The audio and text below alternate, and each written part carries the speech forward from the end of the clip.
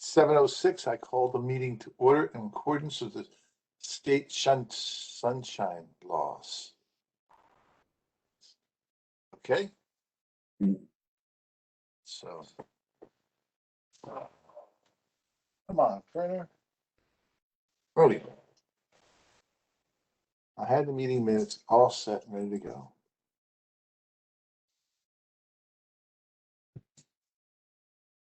Why is it not printing?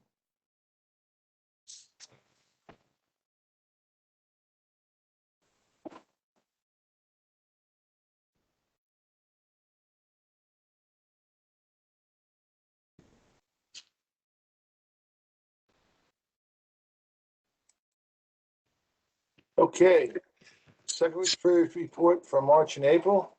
Any objections to them? Any corrections to them? Anyone? I'll make a motion to accept them as they are. You probably should do them one at a time. Just Okay, because- Ernie made a motion. Second to motion? Wait a minute. I make a motion to approve the March minutes as written. Okay, so, I'll second that. okay. All in favor? Aye. We have a Aye. discussion. Okay, no discussion. Sarah seconded. So, Well, I think Sarah those- firsted, Arnie seconded, no discussion. all in favor, say aye. Aye. Aye. Okay. Okay, so let's go to the April minutes. Are there any corrections or comments about the April minutes? I'll make a motion to approve them as presented. I'll second that. Okay. The motion's been seconded. All those in favor, say aye. Aye. Okay. Treasurer, do you have a treasurer's report, Sarah? Yes, hold on a second. Yes, sorry. There has been no change to the financials since the beginning of the year. So the other expenses, shade tree account still has $100 in it. And the tree planting fund still has $209,190. There's been no purchases, no expenses, no input for construction permit fees or anything. So I will say this, the Open Space Committee is looking to spend that money on trees, but they want me to plant trees, but where do you want me to plant trees, I asked. You know, because really, we have no really place to plant trees. Unless they submit funds for a design of the memorial forest. So I will bring that up at the next meeting. Well, Chris, that's been brought up at the Environmental Commission also, and each time I bring it up, I say, well, you guys give me places that you would like us to plant trees, and I will bring those places back to the Environmental to the Shade Tree Commission, and I get nothing from them. And we got, remember when somebody said that, oh, you should plant trees. I said, tell me where I should plant trees. Same thing. Yep, it's the same situation. Yes. You know, as trees die, we plant them, and you know, let the township spend some of the open space money to design and start a memorial forest, and then we'll plant trees in there. That sounds like a good idea. By the way, do we know if Councilman Vasanella is joining us tonight? don't know. Don't know. Okay. Does anybody have his email? Maybe we should email him. I can text him, I think. Okay, if you have his, please do. The only other thing that we might consider as regards planting trees, and I haven't received anything about any new green team meetings, but as part of the green team, there's an opportunity for the township to earn points for developing a tree planting and maintenance plan, and to design, park planning or something like that, but an actual planting plan. And this is something that was also written into our community forestry and management plan. That, as you know, we were grandfathered in because the state changed the regulations and we didn't have to do a new plan. So ours expired in 2019, but it's been grandfathered into 2024. We still have an opportunity, if not, I would argue perhaps an obligation, to update that plan in an informal way without spending the money to hire a consultant. And doing things like coming up with areas where we want to do planting plans, and to develop and to work with whatever committees are involved, if it's a park, if it's streets, if it's, you know, something, to come up with a plan for that. On top of that, I would also remind us that Connor has been pretty clear in the last couple of meetings that DPW does not have the manpower right now to do plantings. And so if we were to come up with a planting plan, which could arguably take several months to do, and it wouldn't be something that we'd probably want to do until the fall anyway for the viability of the trees, we'd have to make sure that there was manpower to do it. So there's a lot of variables. Does Connor have the manpower to cut down 4 trees? Arnie, be good. Those trees, asking a there's no rush to take those trees out on JFK Boulevard. There's Well, no rush at all. I would debate that. I don't know if this is the right time, but haven't we talked about how the roots for those trees can be impacting on the roots next to them? Not to mention the branching out of the trees can impact on the ones that we're trying to save. The branching out has not occurred that much. And according to what everything I've read is the root system usually doesn't go much beyond the drip line. water drop of the tree. Yeah, the Right. drip line. So Okay. I think Right. there's no rush to cut those trees down. Okay. Okay. Okay. But I won't bring it up again until the next time. Yes, Sarah, you have something to say? oh, never mind. It's under old business. I'll come when we get to it. I'll come back Okay. to it. We do have public. We've got to open the meeting to the public. Do we have any public? We did. Participants. It looks like he left. Tom Gale was in the room, but I don't see him now. Does anybody see? Anybody No, else? I don't see him. You're the only one that see him, Sarah. Okay, well, he's not there now. I see him on mine. Oh, let me refresh. Yeah, I see him on mine. Oh, you do? Okay, I see him too. Hold on a minute. View all attendees. Tom Gale. Okay, unmuting Tom. Tom, Yes. welcome to our meeting. Sorry about that. That's all right. I'm having a bad day on technical difficulties. So anyway, our meeting's open to the public. Okay, thank you for having me. I come because I live on Ford Avenue. We have 2 green ash trees, blue tag. They're 405 and 406 respectively. I believe they were planted in the 1920s, so they're approaching 100 years old. They're well over 50 feet tall. And I went looking for information. I actually came to the Shade Tree Commission back in 2006. I saw in the April minutes and was asking then. And at that time, there was some advice about the emerald ash borer and remedies and kind of the concept that it's kind of hopeless and it's just a matter of time. And once the tree is dead, to contact DPW. I tried to search for some more information today on the website, well, this week.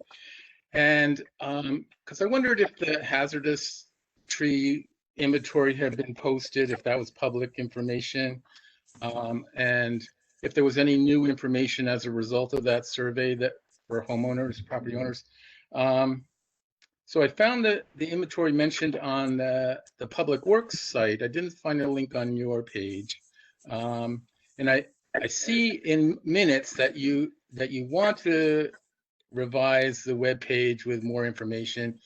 And I see that's even topics tonight. So I thought I'd just kind of present my questions now and wait for the remaining part of the meeting. And maybe you'll cover some of my questions, and then if I can ask any remaining questions at the end of the meeting, if that would be okay. But what happened is the trees were fairly healthy up until this year. I noticed that there are some significant branches that haven't leafed out. Probably more than 80% of the tree is fine, but it's starting to show some signs of degradation. So that's my concern: is what do I do, or what can the township help me do? And that's what I was looking for. Okay. Well, at this time, as far as I'm aware of, you would have to contact I was told you had to contact BTW. It's their website is very hard to navigate, to be honest with you. And that's part of our meeting tonight. But I was hoping that Councilman Benez would be here so we could discuss it with him. Because I don't know how it's going to get changed. We don't have much power over the website. Okay. I also, one other question. I could tell you, Tom, that according to the list that I unearthed just since our last meeting, your trees tag 405 and 406 are both marked Emerald Ash Borer, and they are both marked a maintenance priority 4, which is the greatest priority for removal. But those are 2 trees among 1,800 trees that were tagged in that category. So DPW is working their way through that, and we are, as was discussed at our last meeting, going to be working with the councilman and the DPW to come up with a more clear way to communicate that priority to the township. Okay. Well, I wondered if there would be any follow-up to that survey, and if there's any planned maintenance. I saw some mention in the website about maintenance, but so for the ash trees, it's either they stand or they fall. There's not an intermediate treatment, trimming or whatever. Not by the township. We just, when we hired the consultant to do the Emerald Ash Borer assessment, we understood with the number of ash trees in the township that was an onerous thing for the township to try to do, is to treat them. Private landowners are welcome to do that on their own. It's fairly expensive. I don't know if you've looked into it at all, but it's not a one-time treatment.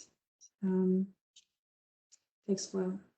I hadn't explored it, but I did look at your website, and it looks like there's better understanding about it now than there was back 5 years ago. I'm just wondering, is there any hope of getting past the infestation? If the owners treat for a number of years, will the problem be minimized to an extent that we don't have to keep treating, or it will be a perpetual thing to keep treating the trees?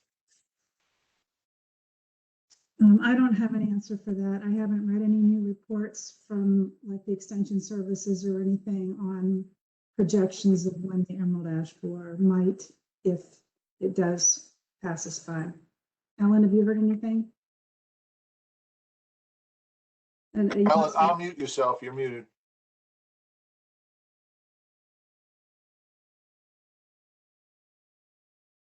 I got you. You're muted. Go ahead. My understanding, and I don't know how valid the information is, I thought it was a forever thing. Until they find out something else, some other means to treat it. Whatever they've got now would be something you have to apply every year or every 2 years, I think. Mm-hmm. The ash borer was first found in Michigan, wasn't it? one of them, yeah, upper mid states, I think so. There, if you may want to go to the state website in Michigan and see what they have to say.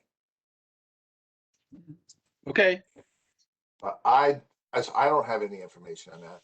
I always thought it was a permanent, you'd have to do it forever.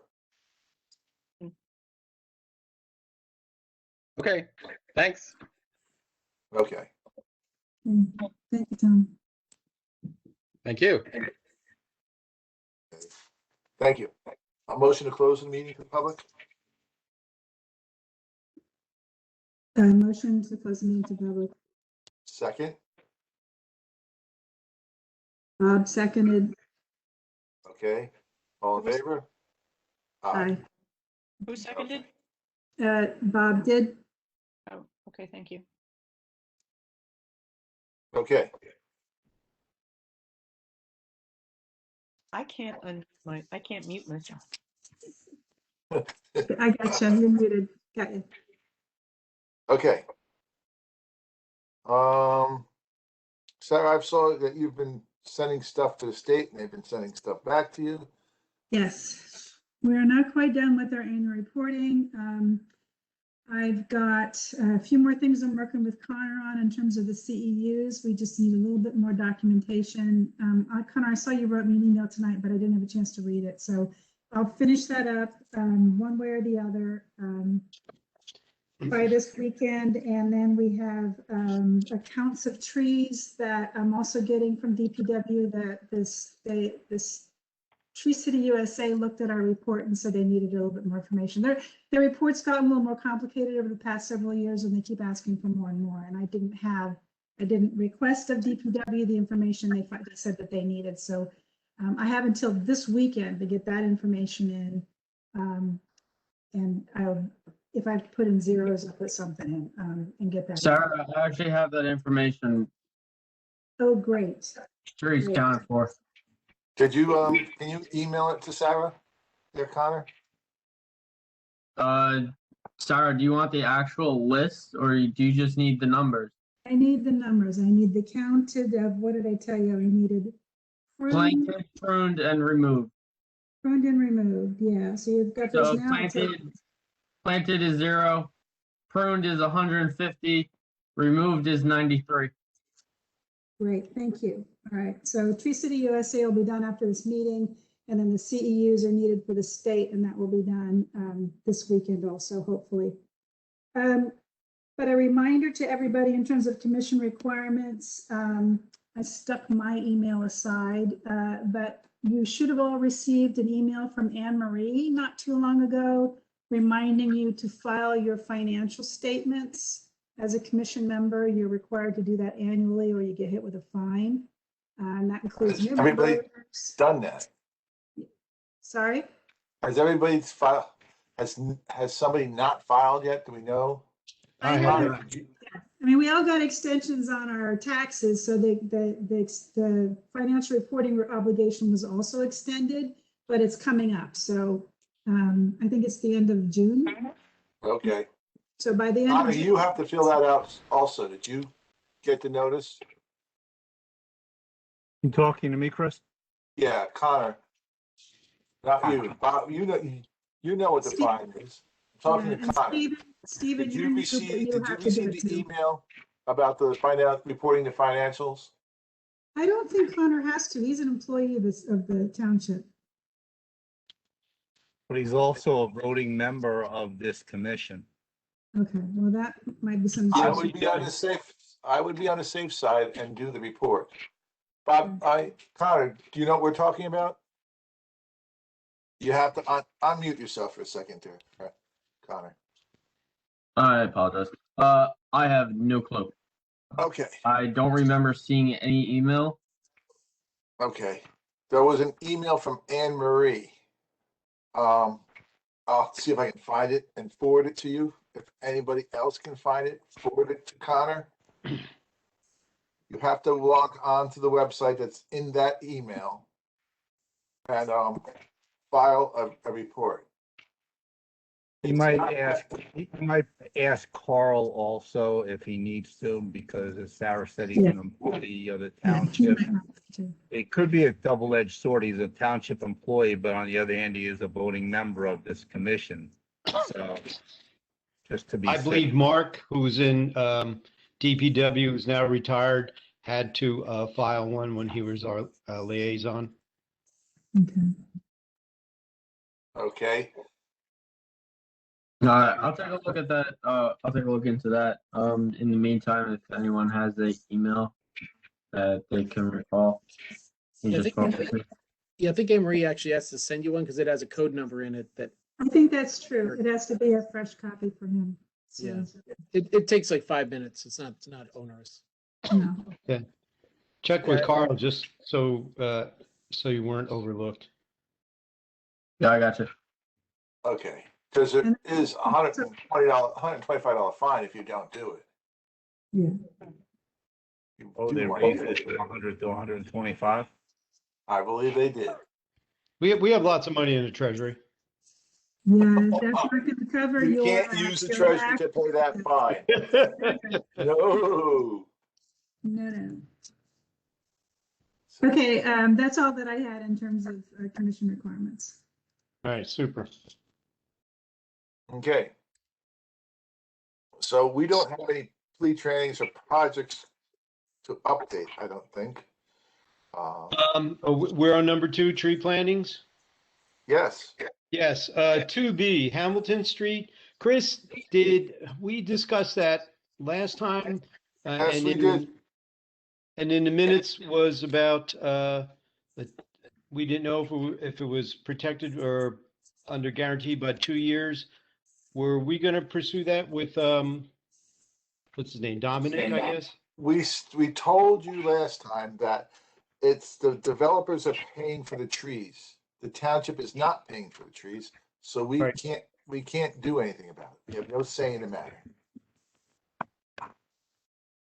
Right, but we didn't know for how long they were going to be covered. After a while, when that goes away, then the township is responsible for the trees. I don't understand that, Chris. Just because a developer is paying for the trees, we still have a contract with that developer. No, we do not. We don't have a contract with the developer to plant trees. No, we don't have a, because we're not paying for it. We don't have a contract. If we were paying for it, Who's not paying for it? the township is not paying for the trees. It's part of the whole project. Right, the sidewalks and all that stuff. Yes, and the the contractors are paying for all that. Right. It's part of a contract that was signed by Franklin Township, which includes purchasing and planting trees. That's all part of the contract. We don't. If it's not part of the contract, I talked. Chris, if it's not part of the contract, then they're not planting trees. Why would they purchase trees and plant them if it's not part of the contract? You guys, do you understand that the township is not spending any money on Hamilton Road? No, I don't agree with that. Who Well, is? The township is not spending any money on what? on Hamilton Road, Hamilton Street. Hamilton Street, yes. But then what's all that redevelopment going on? The township's not paying for anything there? Exactly. They're not paying for the new sidewalks or anything? No, the developer is. Then why were we involved? I have no idea why they brought it to us. I think Why- originally the township was gonna, Excuse me, I'm sorry. I think if I recall, there he is. if I recall from the Hamilton meetings that we discussed, I believe you guys were brought in as really the objective and knowledgeable source of making recommendations or reviewing the situations. Now, you may have been brought in at different times, so I could be mixing up the history here with trees in Hamilton Street. It's quite complex and long, but if I'm understanding correctly, Arnie, are you referring to the fact of the contract, meaning a site plan that's accepted and spelt out? Like, because we make recommendations from Hamilton Street Board when plans for projects are going to the various boards it needs to go to get approvals. So many times trees have come up.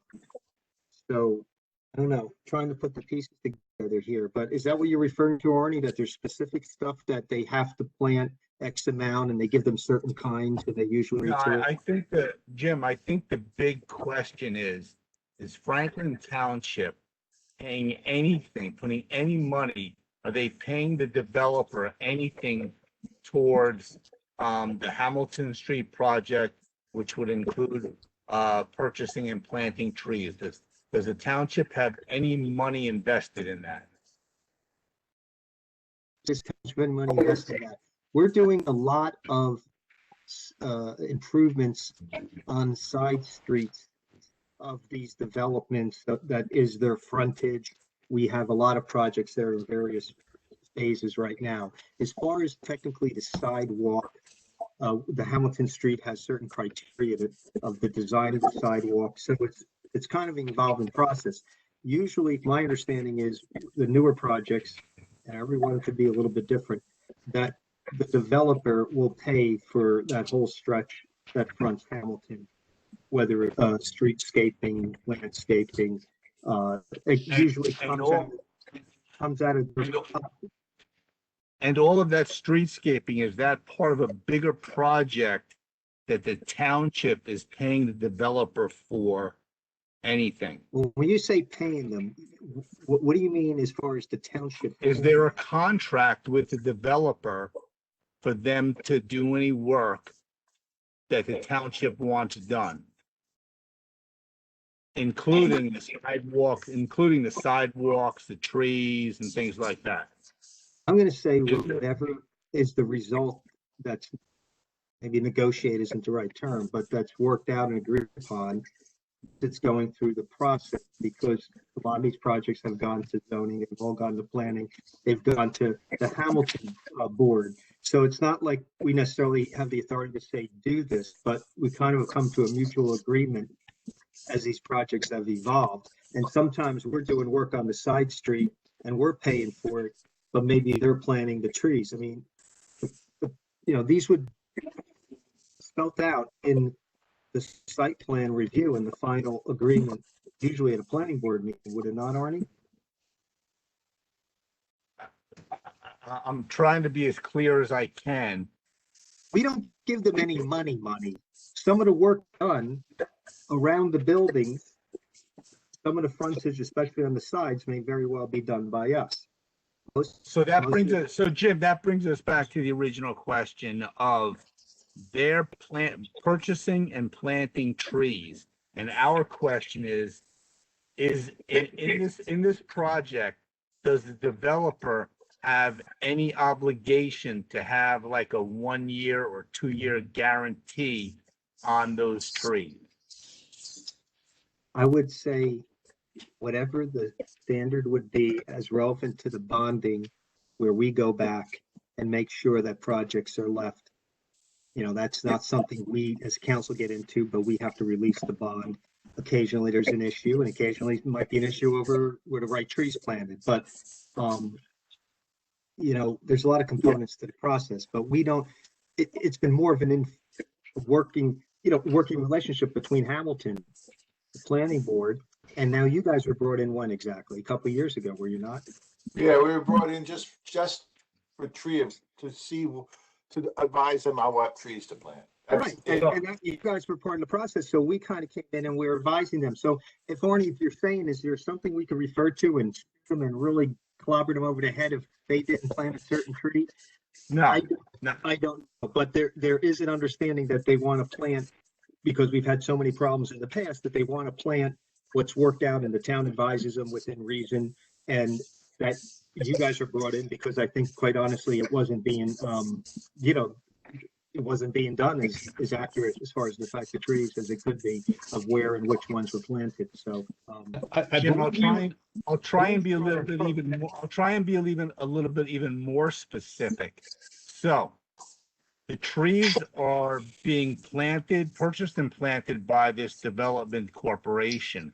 What if a week after those trees die, is there a requirement for them to replant those trees? Is there anything in any contract anywhere that says they have to replant trees, they have to remove the dead trees and replant the old trees, the dead trees?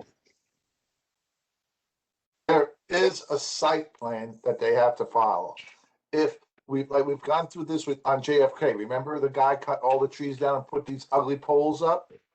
It didn't meet the site plan, so we went back to him and said, Completely different situation, Chris. This is a redevelopment organization. It's a completely different situation. no, it's not. I disagree. It is. Let's just talk about Hamilton Street. Okay, they submitted a plan that the planning board and everybody reviewed and approved. That plan is what they're going to do.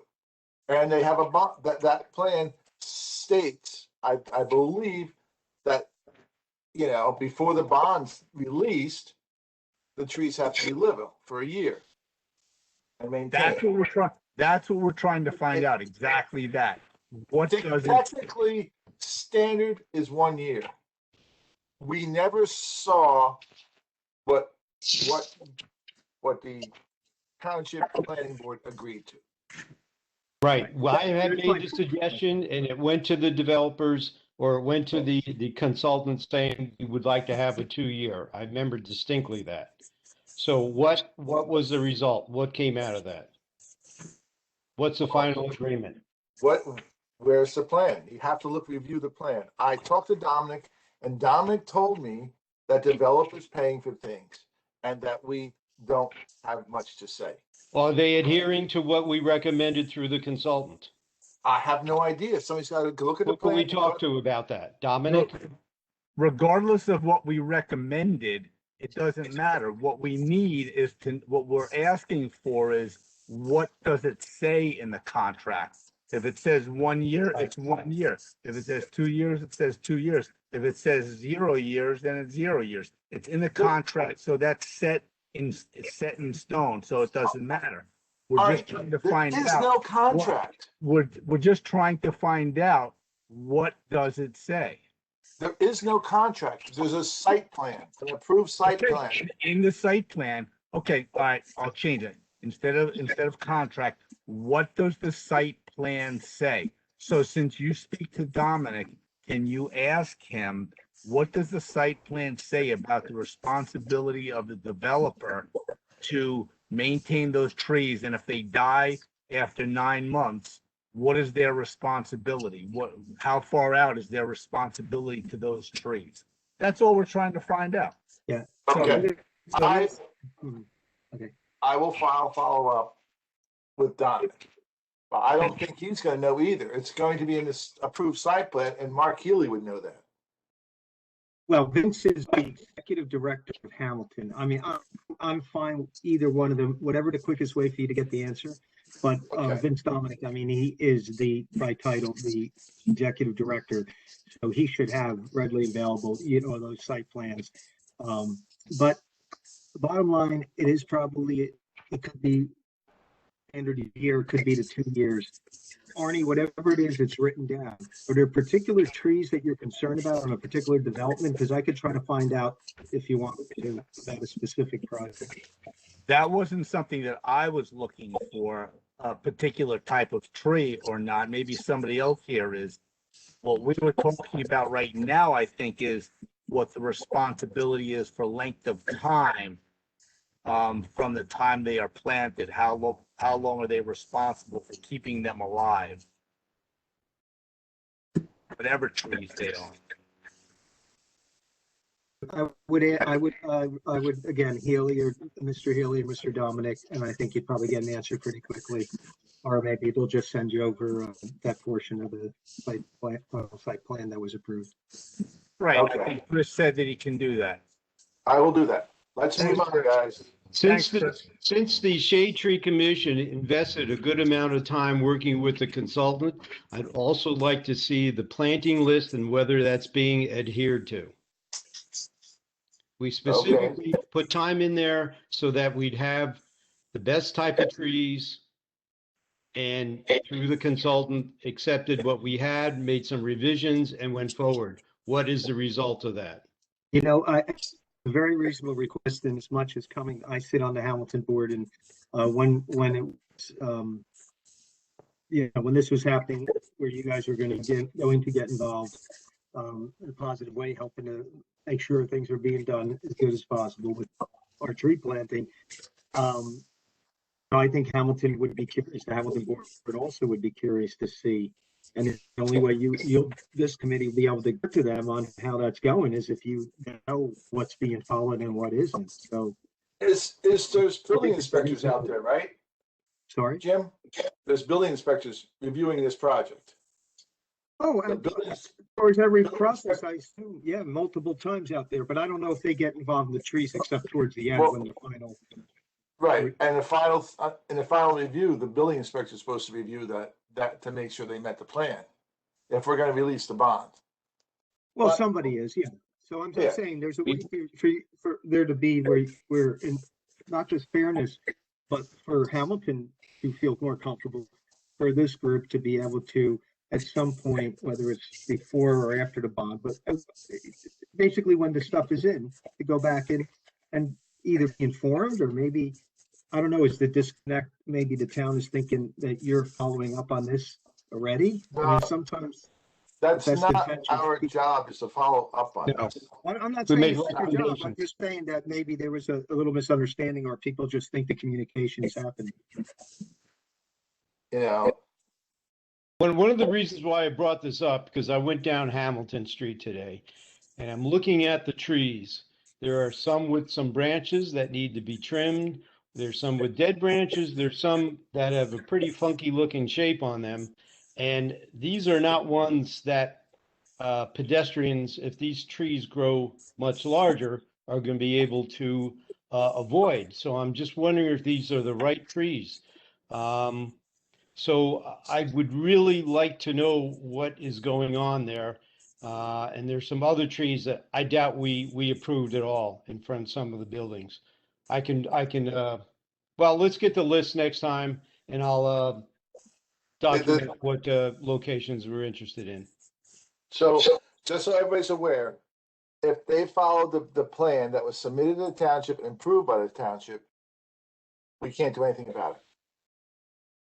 And as a citizen, Bob, if you want to follow up on it, that's fine. I will get a site plan with. So as a member here, I'd like to follow up on it. Let's see what was ordered and what was put in, what was agreed to. And I agree with what Chris said. If they followed the plan, then it is what it is. Then there's nothing that we can do about that. That's fine. Yes. Okay. Very good. Thank you. Moving on. So underneath that, maintenance of ongoing projects, you know, there's nothing really to talk about. Well, JFK is still there, right? Yeah, well, we discussed JFK. Yes, sir. Okay, moving on. Public information, education, events. Chris, before you move on to that. Yes. Naaman Williams, Inman Park, Middlebush Park. 2019 completed, 2018 completed, 2018 completed. Any reason that we can't just remove those from our agenda? I would love to remove them from our agenda. So that's what's going to happen. JFK is the only one that's going to stay on this thing. And that's my presentation. And what? That's my presentation for the evening. JFK is her presentation. Okay. So Ellen's giving a presentation for JFK? Yes. Oh, okay. So then I guess we're not moving on. Yeah, we can, because I put it under new business. Because, okay, everybody okay with that, being under new business? Well, that's where I put it. Okay. That's fine, but I want to It back up. says site review. Doesn't say anything about JFK. Yes, Ellen? it Yes. says ongoing adjust spacing for 2 groups of 3 trees, and this is what I had sent the map about, and Yes. indicated I have a presentation on. So I think that should be now because it's been. That on should be the- now, most definitely. I agree. Okay. Who wants to be Pressure chair? on, you're up. Who wants to be chair? I can give this spot up. It's a continuation of a old business. I don't get to decide that as chair when we should review it. Yes, you do, Chris. Frankly, it could be under dendrology. Yeah, that's so. I want to move on, and we are going to move on. Fine, but okay, then before you do move on, did you just say you're gonna take off Naaman Williams, Inman, and Middle Bush Park Yes. from the agenda? Okay, we have had them on there because of ongoing maintenance issues with the trees in those parks, and I don't think those issues have been resolved. They have not. And so I hesitate to take them off at this time because we still have trees that have stakes and wraps that should be taken off. We have trees that have to be pruned. We have trees that have to be replaced. And I know that a lot of that is held up because of the COVID and because of the DPW is overwhelmed right now coming out of COVID. So I'd rather leave them on until we do get some of those issues addressed. I agree. And I'm fine with that, Sarah. Then in that case, we should remove completed 2019, Right. completed 2018. That's when the plantings were completed. But the That's when project the- is, but the project isn't completed. So why, you know, The project, I disagree. it's misleading by saying something was completed and yet we still need to talk All about right, it. we could easily change completed to planted. Would that be agreeable to you? Maintenance, how about maintenance? Have 2 subsections. One is maintenance. That's still open, ongoing. Right. okay. Yeah, I would So, just, I'll change that. I'll change that completed to maintenance. that works for all 3. For that matter, my presentation also includes maintenance of the trees surrounding the trees in question. Okay. You deal with things like maintenance. So- it has to- I'm sorry, is the question? So, Chairman? Jim? Okay, no, I just want to interrupt you. It's okay, I just have a quick question with the trees, the maintenance. Yes. Do you mean things like the removing the tree falls across the trail within the No. park? No, that's not. Jim, there's certain things that when they planted the trees, they put wraps on, they put these guards on them, these tree guards on them. And I've noticed in a couple of places, not in Middlebush, but in other places, that they need to remove those guards because they're starting to strangle the tree. That's what we're talking about. Okay, so it's things like trees falling over that need to be in a trail that you guys don't get involved. That's a separate issue. Okay. And that's true about JFK as far as those guards strangling trees also. Yes, that's where I noticed it was on JFK, that those guards need to be removed. Okay, everybody happy now that I'm gonna change that to maintenance? For all 3 of them. Okay, So then can we do the JFK presentation? Because a lot of it has to do with maintenance, including those guards. let's just get this other stuff out of the way, then we can go to that. Are there any, the only public inquiries was a gentleman earlier today on the trees, the ash trees that he spoke about. He did not talk to me, but that's it, other things. There was one other inquiry about the ash trees on open space land behind somebody's property that he was worried about. But, I had not heard from him. Chris, I talked to that woman already. Okay, I talked to her. We looked it up on the interactive map for Franklin, and I think that particular wood line that she was talking about is property of Somerset Run. okay. So it is their responsibility to handle the trees. So is there a process that the township sends them a notice saying they have two dangerous trees on their property? Uh, Jim?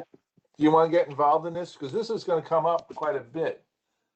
As ash trees die, is there any way that the township can notify these people or fine these people for not removing dangerous trees? Jim? I'm sorry, you're asking me? I thought you were asking Connor. I apologize. No. Okay. Um, Well, if it's something that is encroaching onto the public right of way, I think we have a lot more capability. Obviously, we do it if it's in the public way. As far as it just being on their property, are you talking about trees that are standing, of course, right? Usually? Yeah, we're talking about hazardous trees that are dead that could Right. fall on somebody's house. No, I know, I'm saying because believe it or not, the rule could be applied slightly different if it's stuff that's fallen on the ground as opposed to standing. Quite frankly, my personal opinion is there's hundreds, if not thousands, of either completely dead or partially dead in people's yards all over town, and they carry a whole bunch of possible hazardous, problems. Can we go in? I'm not a lawyer, but I'm going to say from my experience, if it's not something, again, that encroaches upon, say you have a pool that you have to have inspected. If it's not something that otherwise would come about, I don't think we really either have the power or regularly go out.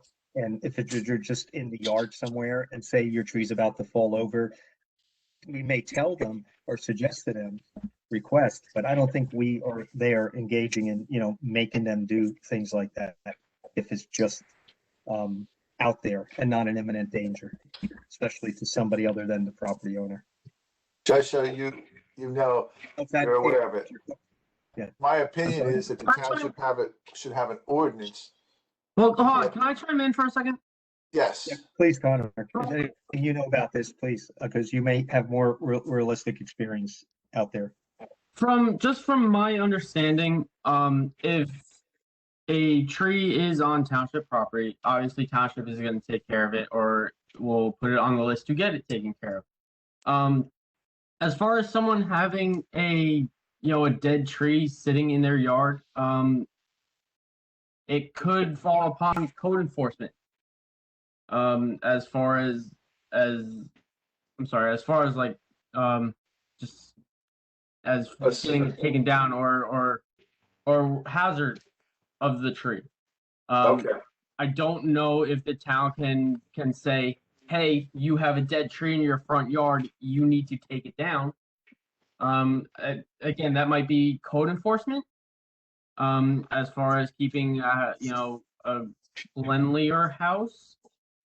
It's in our ordinance, I think, that if it's a tree on private property and it is at risk of falling into the public right of way or onto public property, then the township has the right to go in and tell the homeowner to remove it. And if they don't, the township can remove it at the homeowner's expense if it has a risk of falling on township property.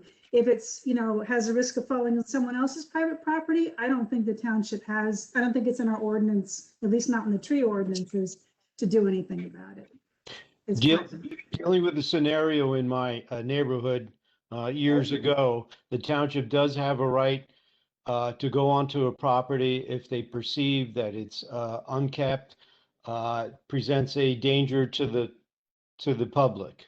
So that's unmowed grass, trash, things of that sort. So I would think this may fall in the same realm. If you have a tree that's dead, that's hazardous, looks like it's going to fall onto the public way, right of way, I would think that's one of the parameters. Well, let me comment on that for a moment. I helped write an ordinance and actually rewrite a couple of times in my tenure on council having to do with absentee landlords or after the financial crisis, just properties that just left abandoned. Bottom line is there's a lot of leeway we have, and you were kind of saying something about tall grass, and I was saying something about you have a bunch of fallen trees, and there's rodents, and there's, we have a lot more capability then to go in and say this is a health matter of fact, we send the health department. Just last week, I managers following up on some complaints I got from residents. But back to, I think, and Connor was alluding to it and somebody else.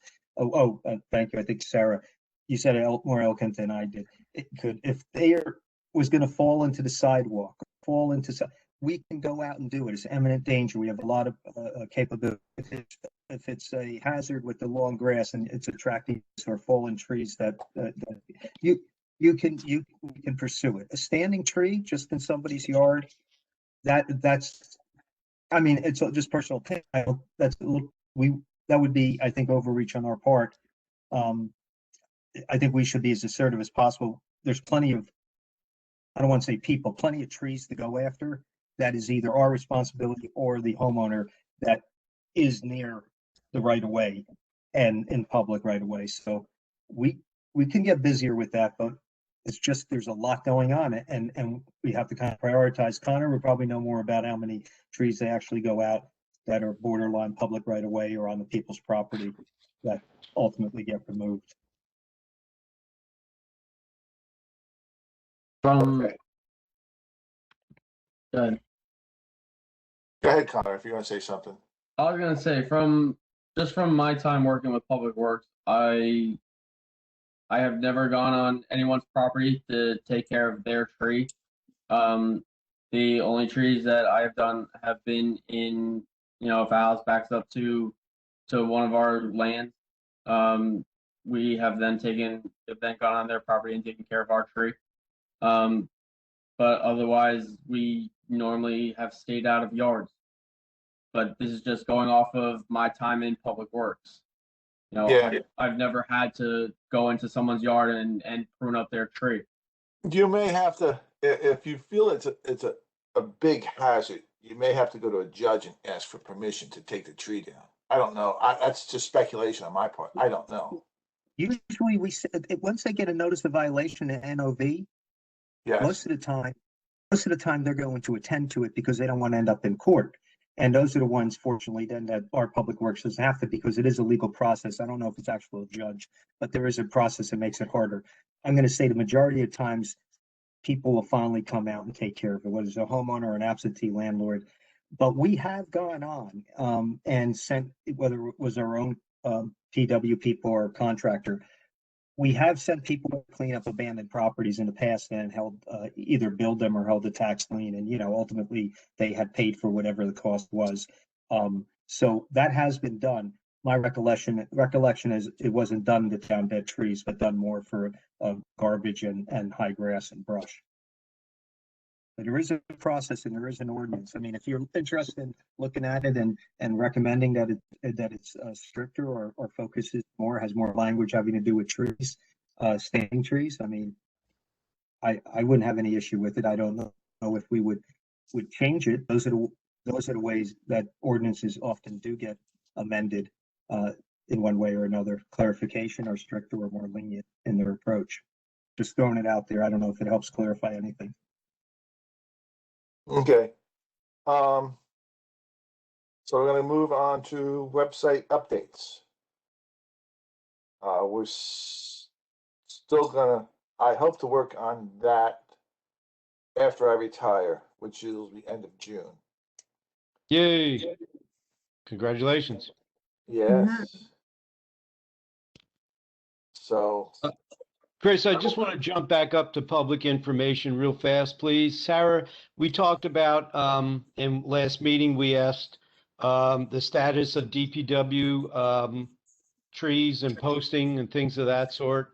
Did you talk about earlier that we were going to get information, or Carl's working on that to inform us which items have been taken care of, which trees? I had said that I would look for the materials that were provided to us by the consultant. And I dug deep into my files and found materials. I forwarded them to Chris and to Jim for further consideration and discussion. I know that Jim was going to go talk to DPW or something, I think. I don't know that, actually. I believe that.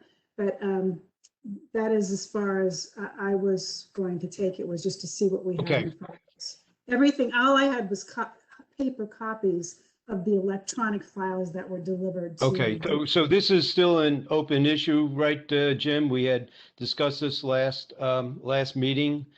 So, And Bob, if I may, I think that's still related to what Chris was just talking about the update to the website as terms of an information portal.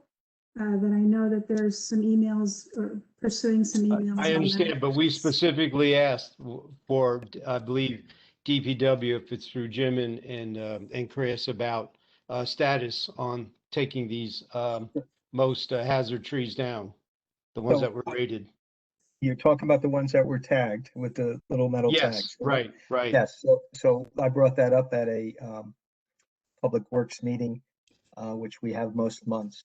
And my understanding is that they do not specifically go and follow up on ongoing with the condition or the status, that if the homeowner or property owner, it's a business, or for that matter, if it's in front of open space, in other words, whatever entity the property belongs under the care of, if they reach out and to the township, that it's getting worse, or that, the status, it's on township property, the township would look at it and evaluate and then remove it if needed, or trim it, or remove the whole tree.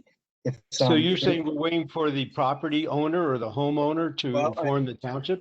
What I'm saying is, apparently there's, and it was a very long meeting, and this is one of the things I made sure I got in at one point. My understanding is there's no proactive process by which we are communicating, and I say we, the township, is communicating as if the condition changes with the homeowner. If the homeowner inquires to us, or if the condition is deemed such for it to be taken down, we would, we would take it down if it's in the right of way, or bordering the right of way.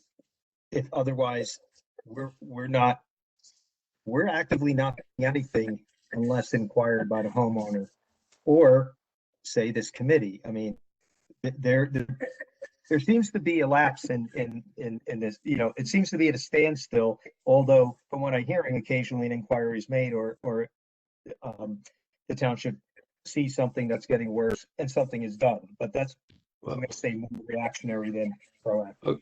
Okay, this sounds a little scary to me. I believe there were 5 categories and whatever, but there's the most severe one. Would not the township start acting on that immediately?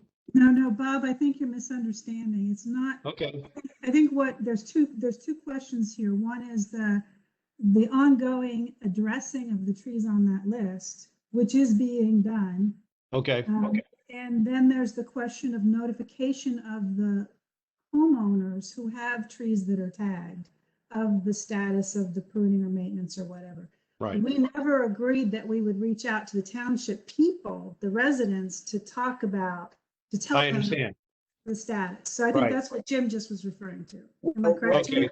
But Sarah, you said that there is an ongoing reevaluation, rechecking without inquiry or a problem, that they're just who is doing that? Because I don't know, Public Works isn't doing that. There is the list that went to Public Works that has those prioritized trees. It's the list that I forwarded to you and Chris last a week or so ago. It's, it has all of the trees that were identified in the inventory. There's thousands of them, literally. And each of those trees, the tag and the status of that tree at the time the inventory was taken is listed in that database. Right. And as the DPW removes or maintains those trees, they're supposed to update the inventory that they maintain. That's how I know, from Connor, that we now have, 150 trees that were pruned and 93 that were removed last year. And then I can report them to the Tree City USA and to the state on their reporting process. So they are tracking that, and they would be updating their database. But you're saying, just to be clear, because there's a lot of components, and you're saying that if they go out and I do a major pruning or removal, and it's one of these logged inventory trees, they, Public Works, in their process, will go and update that list that something's been done, all or part of the tree's been removed. That's. I sure hope so, because No, no, that's what we no, paid for. I don't know. I would assume, I'm not judging, I just trying to clarify. That probably is going on or easily can go on. What I thought I was being asked, are we going out and following up on them? Is there any component of the town that is following up on the condition to see if they've gotten worse, or if the homeowner removed it, or something to that effect to keep it updated? And that I don't believe is happening by anybody. We're not Jim? getting a report to that effect. That's true. Jim, can I just say one thing, that are they addressing the hazardous trees on that list? Because with a list My of understanding hazardous is that- trees. my understanding, yeah, my understanding is, and this is where it's hard because hazardous, meaning it's dead and needs to come down sometime. I don't think they're going. If it's something where it was reported that, a third of the tree came down and fell down, then maybe they're doing it. I mean, Connor probably has a little more insight into the day-to-day operations, but I don't think they're following up on trees that were deemed dead or problematic, unless something motivates that happening, to follow up with a particular tree. Connor, does that sound overall how it is, or you might have something to add to it? So, all right. Right after the last meeting, I said that I would go to Carl and ask for the list. I did that, and I was told that basically, there's no really need because the list hasn't been updated. My boss, not Carl, my foreman, these numbers, Sarah, that I got to you, he keeps a tree log, and these are the trees that we have taken out. Where we go out, all right, we did this tree today, and he'll mark that down. And as far as this hazardous tree assessment, we will pull a tag and we give it into the foreman and we give it into Carl, and that is the extent of what we have, or that's the extent of, I'm sorry, what the labor force will do with the tree. Does your foreman keep a record of the tag numbers that he gets? I don't know. I think he just marks down, all right, we took a tree down at this address. And if the tree has a tag, that tag is given into him, or it's ultimately given into Carl. And I don't know if they update the list. How can we see any progress on this list? I'm not putting you on the spot, Connor. I'm saying as a whole here. Question, if the status isn't being maintained, how do we know what's being done? We don't. Well, that's a problem.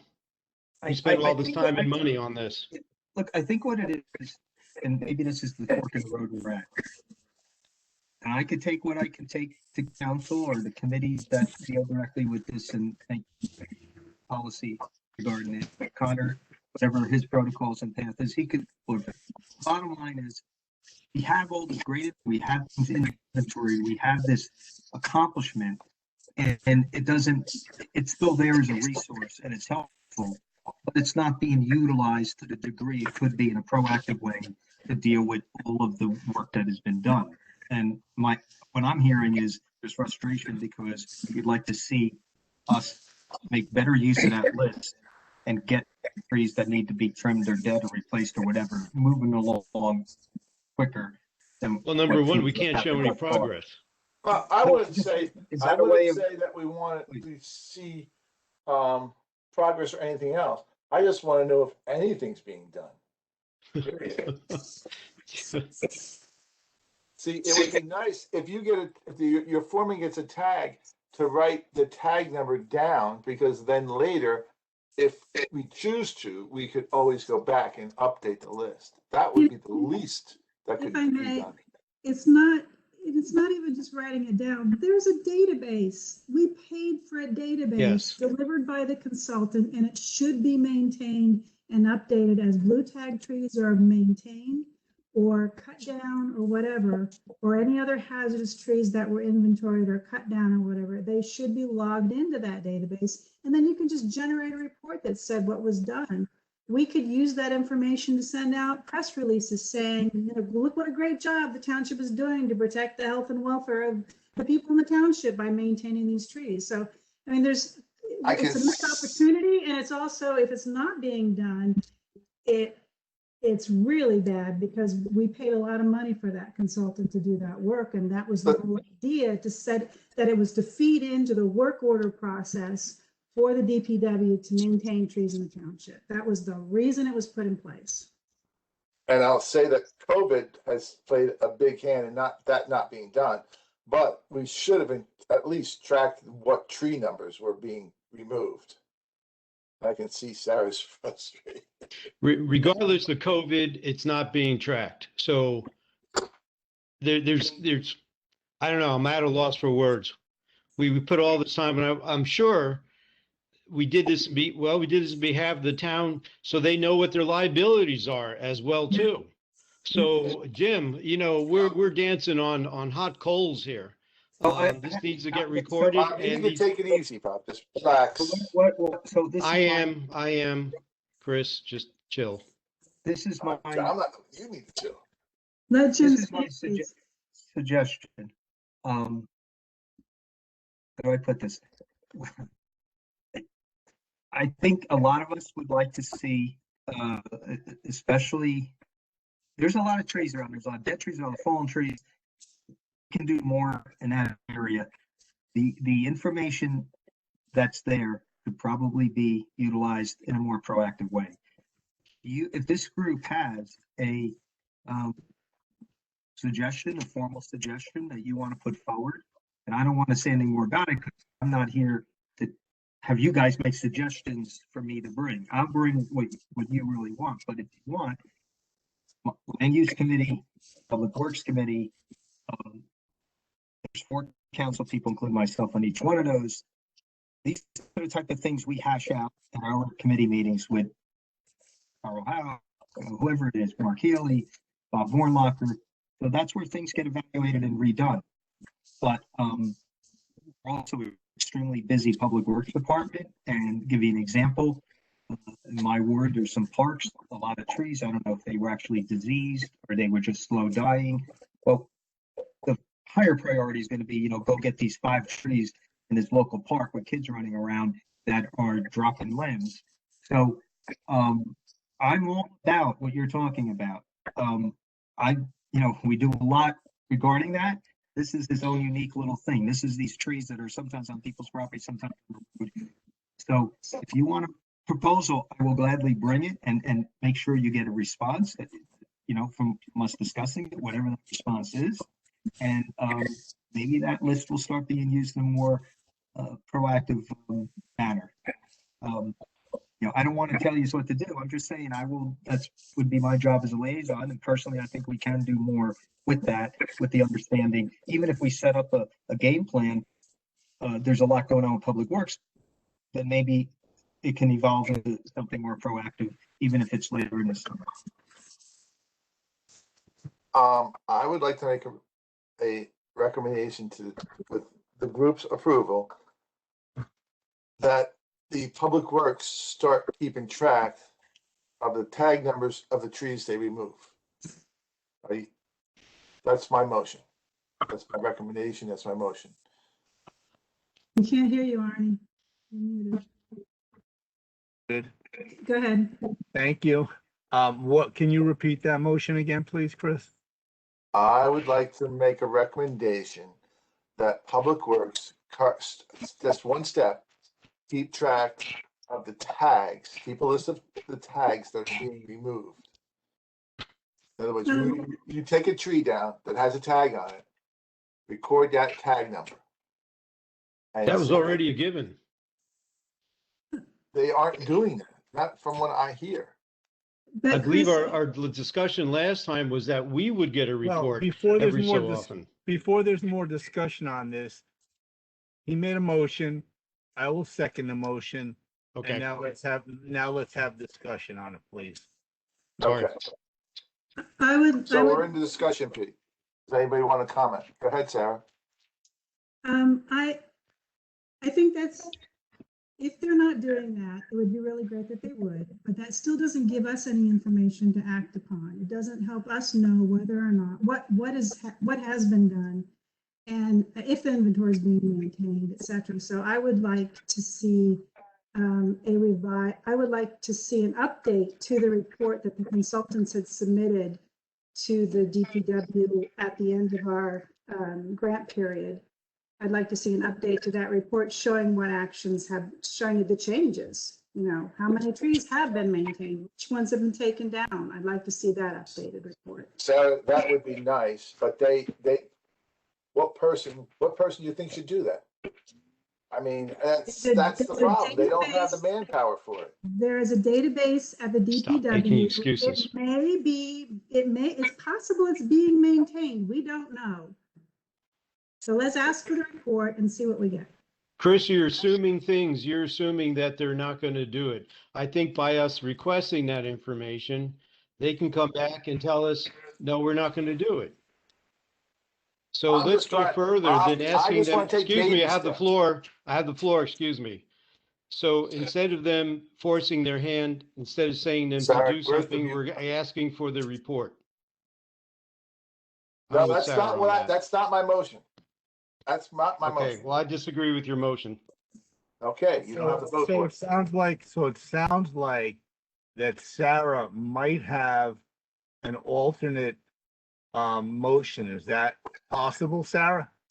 Either that or amend Chris's, but sure. Okay. I think So we Chris, should just take, Chris, why don't we just take baby Chris, steps? Why are you Chris, having to Chris, ask for a would you big be- report?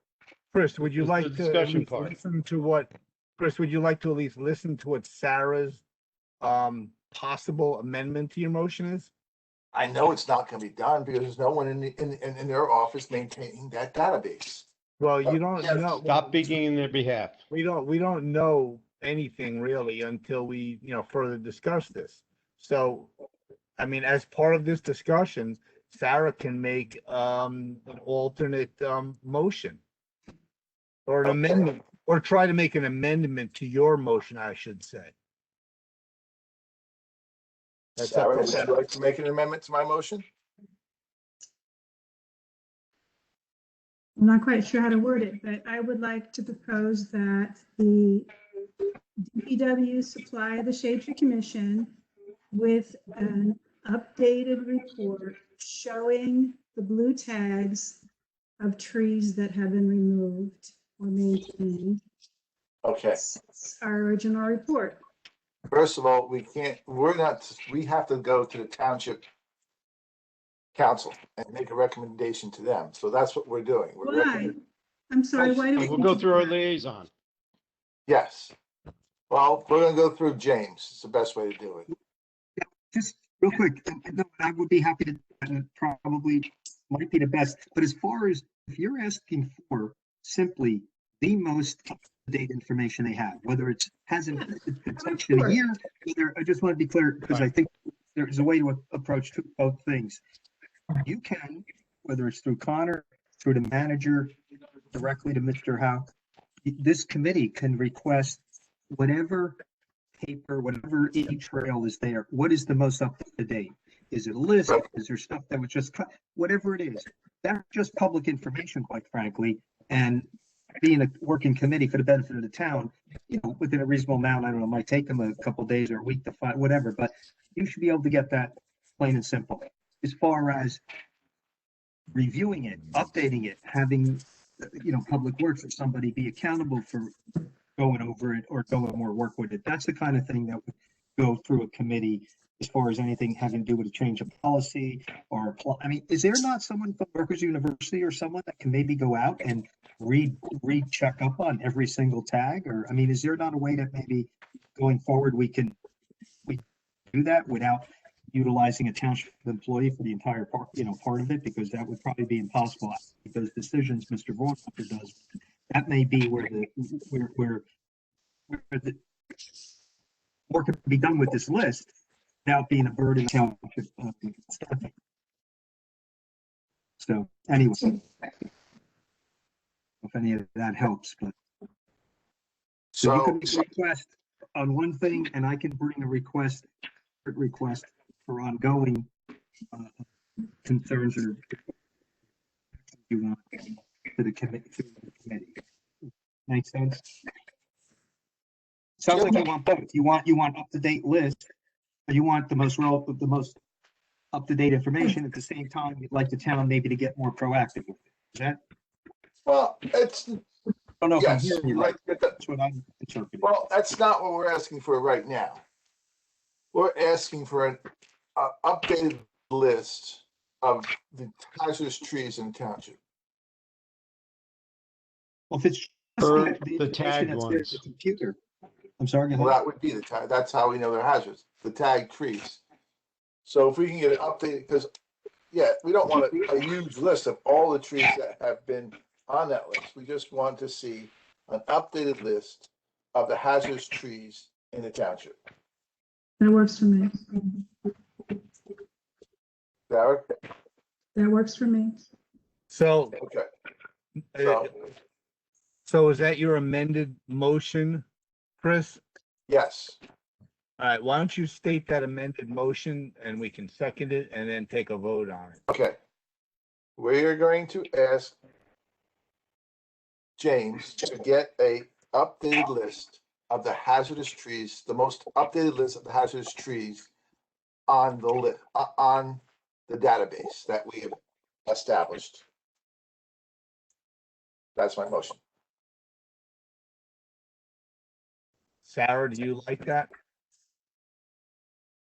That's fine with me, yes. That's Then fine. I would ask you to second it, if you don't mind. I'll second it. Okay. All those in favor? Any other discussion? Aye. Yes, I'd like to put a timeline if we can on that. Can we get it quarterly, half I'm a not gonna year? put timeline on it, Bob. I'm not doing that. I I am just- going This to, is just the initial list. Is Sarah, is that your Yes. intention? Get a list. Just I get agree a with you. list. I agree with you on that. I support it. Yes. okay. So I will do that. I will send an email, or Jim, can you send an email or do you want me to Well, send we, it out? we didn't vote on it, Chris, so let's vote on it. Okay, let's vote on it. Those in favor? Aye. Aye. Okay, it passes. So, Jim, can you ask, Yeah. well, um, Just, You didn't ask I would anybody just request opposed. that. Oh, I'm sorry. Go ahead, finish the voting. I didn't mean to interrupt. Did we ask if anybody opposes? I never asked that. Anybody opposes? King William, Okay, King Chris. Okay. All right. So what I would ask that you just, whatever format you send minutes to, you send them to, or however you memorialize your minutes, just send them over to me, highlighting the request. I will make that request and ask that it's sent to this committee, and I would love to review it myself, but obviously, okay, part is for you guys to get it. This request you just did the motion on, but I won't do anything beyond that unless you request something additional. yes. Well, we're gonna start with a baby step. This is our first step. We'll see how this goes over. Okay. So let's move on. I can't see my paperwork anymore. It's getting dark. Okay, You're on the beach. Um, What's the problem? yeah, right. Okay, so we're down to, well, we should take off that Boy Scout tagging program because that's not going anywhere right now. Well, I have a question about that, Chris. Yes, So at open space, they talked about, something about color marking, in open space areas. Is that about trails? That's not about trees, that's about trails? Yes, that was about trails. Okay, so my next question is, since we do have Jim with us, and Jim has been my point person for dealing with the Boy Scouts. Is this something, Jim, that you think you want to bring back up to the Boy Scouts to see if they want to do a project of some kind? I knew it fell through for reasons, including COVID the last time, but this is about tagging trees to identify the trees. These would be tags that would be produced, I believe, by our DPW, and it would be a matter of a Boy Scout going out there and tagging them, and they would probably go out with somebody from Shade Tree to make sure they're tagging the right trees. So is this something that you want to look into with the Boy Scouts and see if it's something that they might want to get involved with? Yeah, I think it's excellent. I'm not sure why it fell by the wayside, but I know with COVID being very involved with scouting, all can a handful of outdoor activities, including environmental stream cleanup. For the last 16 months, scouting has had to abandon most projects like this you're talking about for COVID restrictions.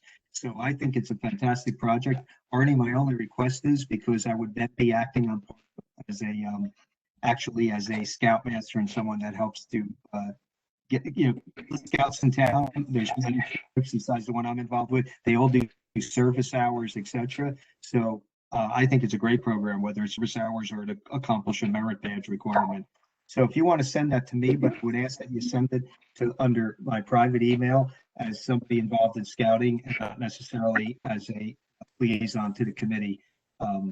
And I would wear that hat in that regard and encourage Boy Scouts to get involved. I think it's a great program.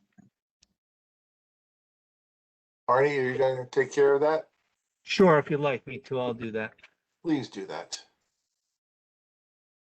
One other Thank you. thing, real quick, I'm glad you put the rest of the thing with that, put to rest the thing with the tree tags. But I think this fall we're going to put out a pretty big, I don't know if it will literally be bigger than usual, but newspaper that we haven't in a long time. That's a great, that New York Times, that Franklin Times. So that tree identification program, I don't have any control to submit things like anybody else at council. This committee can, I say you guys, I don't just in casual, I'm sorry, this committee can formally ask. I would ask as a council person that maybe that program gives, if not a front page, a big space in that newsletter so that people can read and understand the program, because no matter how aggressive the town is in this committee, you need the people to understand the tree tagging program and what it means and how they could benefit by it and get involved. So I just wanted to throw that out there. I don't want to dredge up that whole thing again. That newsletter has been really effective with things like this that need communication blast to all of the Sarah, residents. did you write an article on this? Sarah, did you write an article on the tree tagging at one time? Yeah, it was just a PSA. It was just a blurb that came out shortly after we finished the grant, and to help people understand what the tags were and where they could go for more information. But we haven't done any follow-up, and that was almost 2 years ago now. So Okay, so to follow up and to update on the status of the Emerald Ash Borer and the damage it's doing in the township and things like that. Yeah, I think that'd be really great to do that. And it's good to know that the Franklin Times is going to do an extended issue. Jim, do you have any idea when they're going to put it out? I can't promise it'll be an extended. I know we have so much stuff piled up. I hope it is an extended issue, and we save money, so maybe we can make it bigger because we haven't had many recently. But the bottom line is, I was talking about like a feature story as opposed to the PSA, and that was great that you did that. But I'm talking like something that is so in your face when you look at it that more people will probably go, oh, and maybe even put pictures of the tags. And now that may be something somebody in the group, I don't know, sometimes they don't actually write. I mean, the final editor is Mr. Vornlocker and the assistant that helps with that.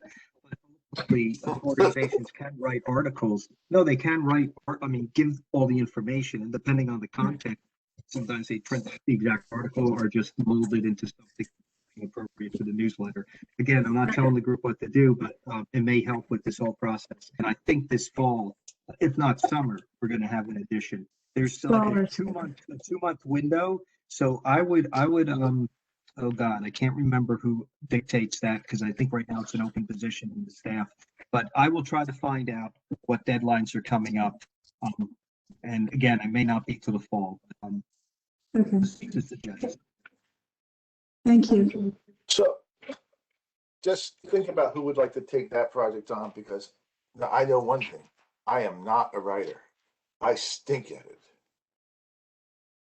Okay, okay, so landscaping guidelines, we're not going to discuss that. I am going to review the landscaping guide or the landscaping guidelines for development application within the next year myself and just leave it at that. Okay? Arnie, are we discussing anything about the AC green roofs? And please keep it short. No.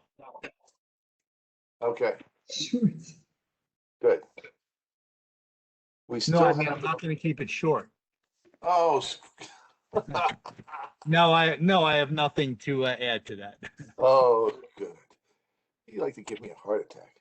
But I do have Okay. something on the next topic. Next topic is clearing 12 acres of trees. Has that been Okay. approved? Okay, I'm gonna work off some notes that I had written down here. So I sent, as I think all of you know, there's a project going on South Middle Bush Road, where they're building, they want to build a big, temple. So I sent an article, I sent you all a May 10th article I had published in the Franklin Reporter and Advocate about the potential for up to 12 acres of trees being clear cut for the project developed on Middle Bush Road that would require variances to get much of this done. Last Friday, there was an article published in Tap Into that said that the applicant's planner says their plan helps preserve the scenic corridor, which I believe is untrue since they want to take down all of these trees. And it appears to be, the article appeared to be a rebuttal of the article that I put in the Advocate. So I sent an article to Tap Into that I have been told by Malik Lyons. I expect it to be published tomorrow in Tap Into that contradicts what the planner says. The Environmental Commission has sent their comments on this to the Zoning Board. I think it would be ludicrous for the Shade Tree Commission to not comment on the potential of clear cutting of up to 12 acres of trees that may not be necessary and may be avoidable.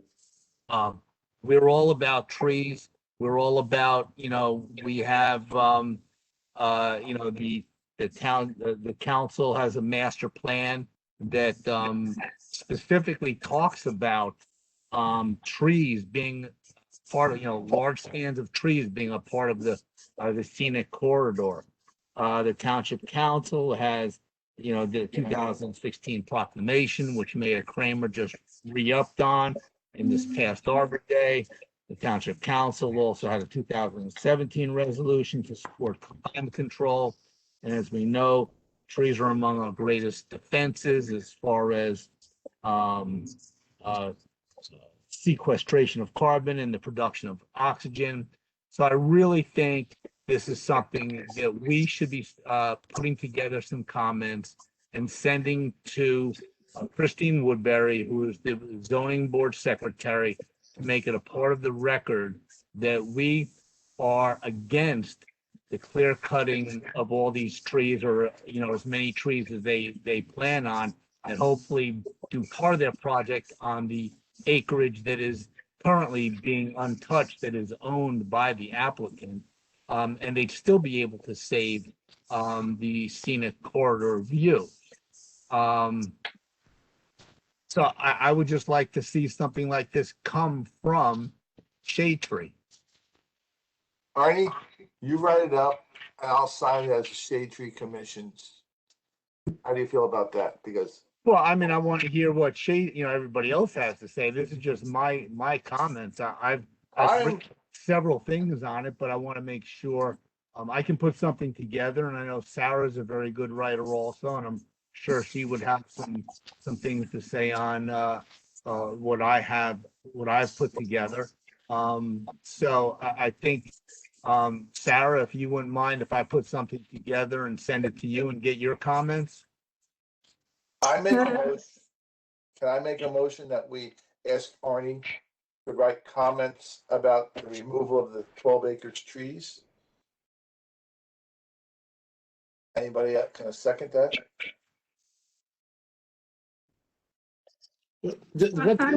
As someone who has tried to bring in a matter like that before the zoning board, let me tell you a couple of things that Christine told me.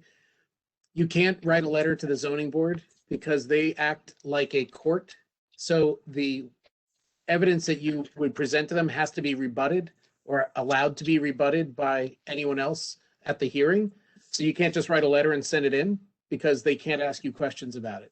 So you would have to appear at a zoning board hearing and present your material to the zoning board if they're talking about that topic. So the zoning board hearings are specified into specific, very narrow topics like traffic engineering, drainage, sightlines, etc. So when they get to canopy and tree clearing, this committee could appear at the zoning board and make a comment like that, but then you'd be subject to rebuttal by the attorneys of the neighbors, the builders, the developers, and everything else. So you can't just write a letter to the zoning board.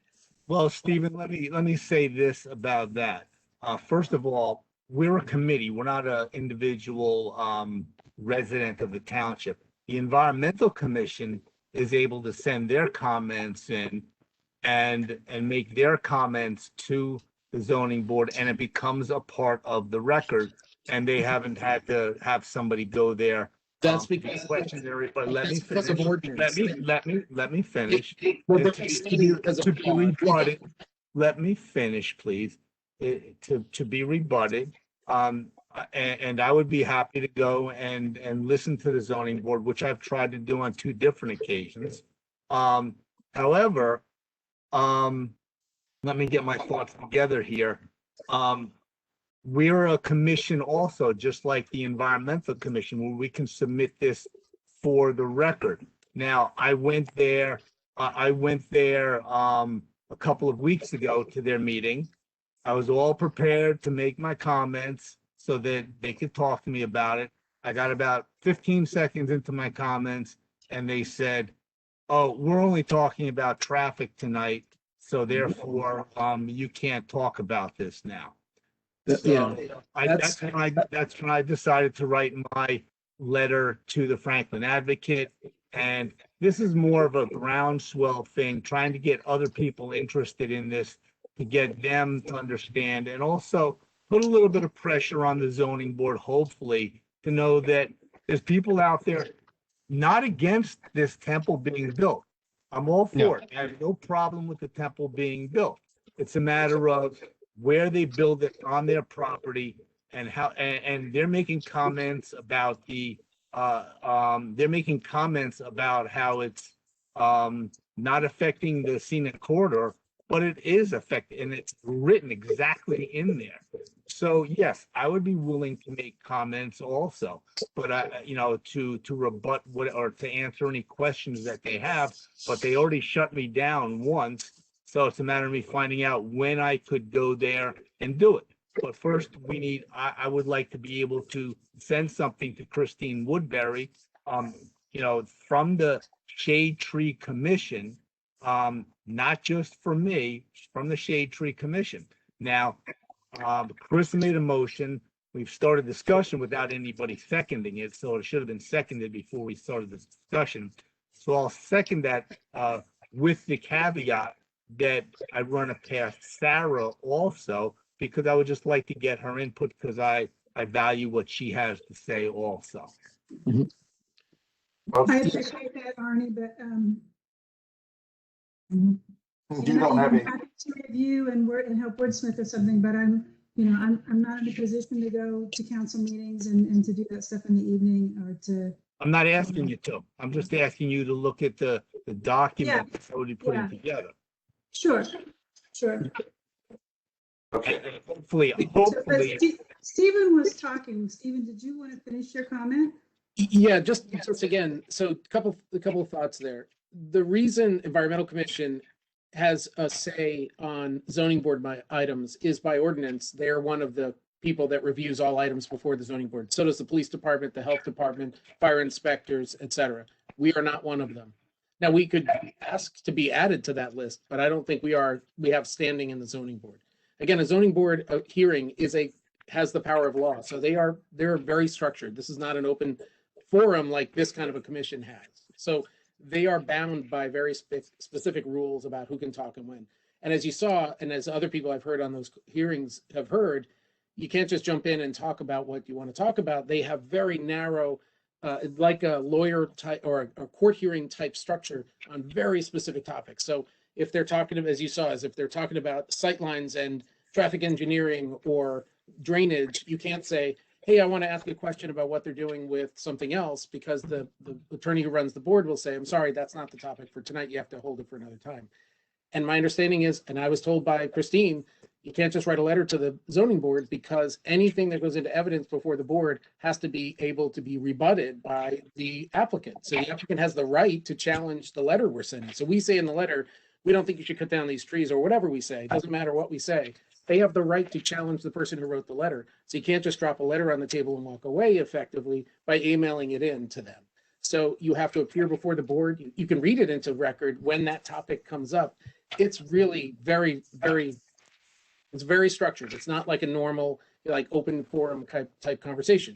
Now, all that being said, I'm in favor of this commission becoming more active with anything before the zoning board, or anything that says, I don't care what we're doing, a warehouse, a place of worship, a fast food place, a gas station, whatever it is. If you're going to clear cut trees, I think the Shade Tree Commission should step up and say, we think you should find another way to build your approved thing without having, like you said, clear 12 acres, or the development near where we live was going to clear 3 acres to do something. So in the context of a recent report that said the township has lost, I think 30% of our tree cover over the last 10 years, something like that.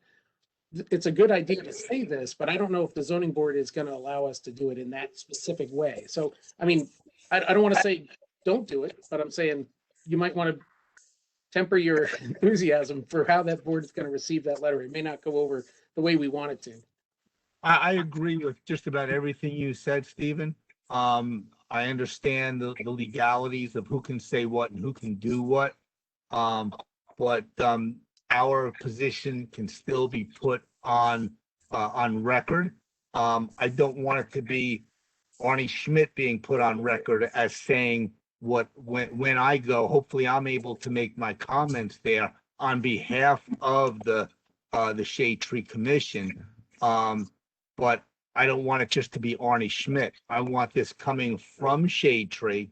And then if I do have that opportunity, and I'll try my best to be able to do that, then I will stand up there or do it on WebEx or whatever it is, and put it into the record that way as well.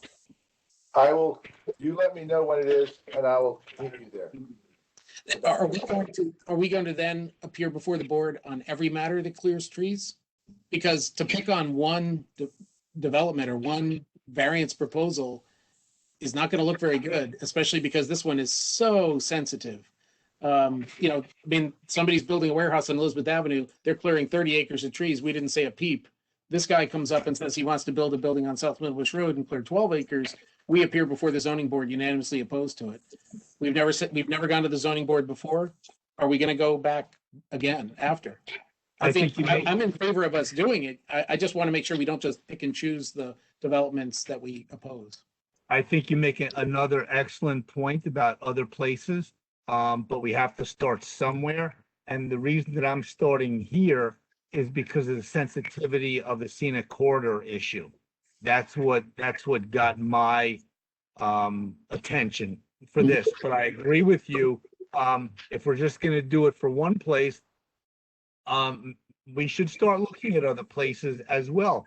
And maybe we should look into and find out if it's possible for us to have some kind of standing. Maybe it's possible for, I know this is this might be a statutory thing. I'm not sure, by legislation, that environmental commission can do it and shade tree isn't on that list. It might be something local that we can request be put on that list, that we can, send in our comments.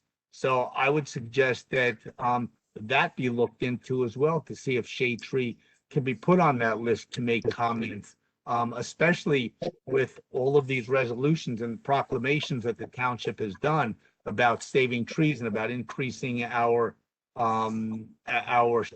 canopy, that this would be something that should be on the table for us, that we should be making be a part of the recommendation process.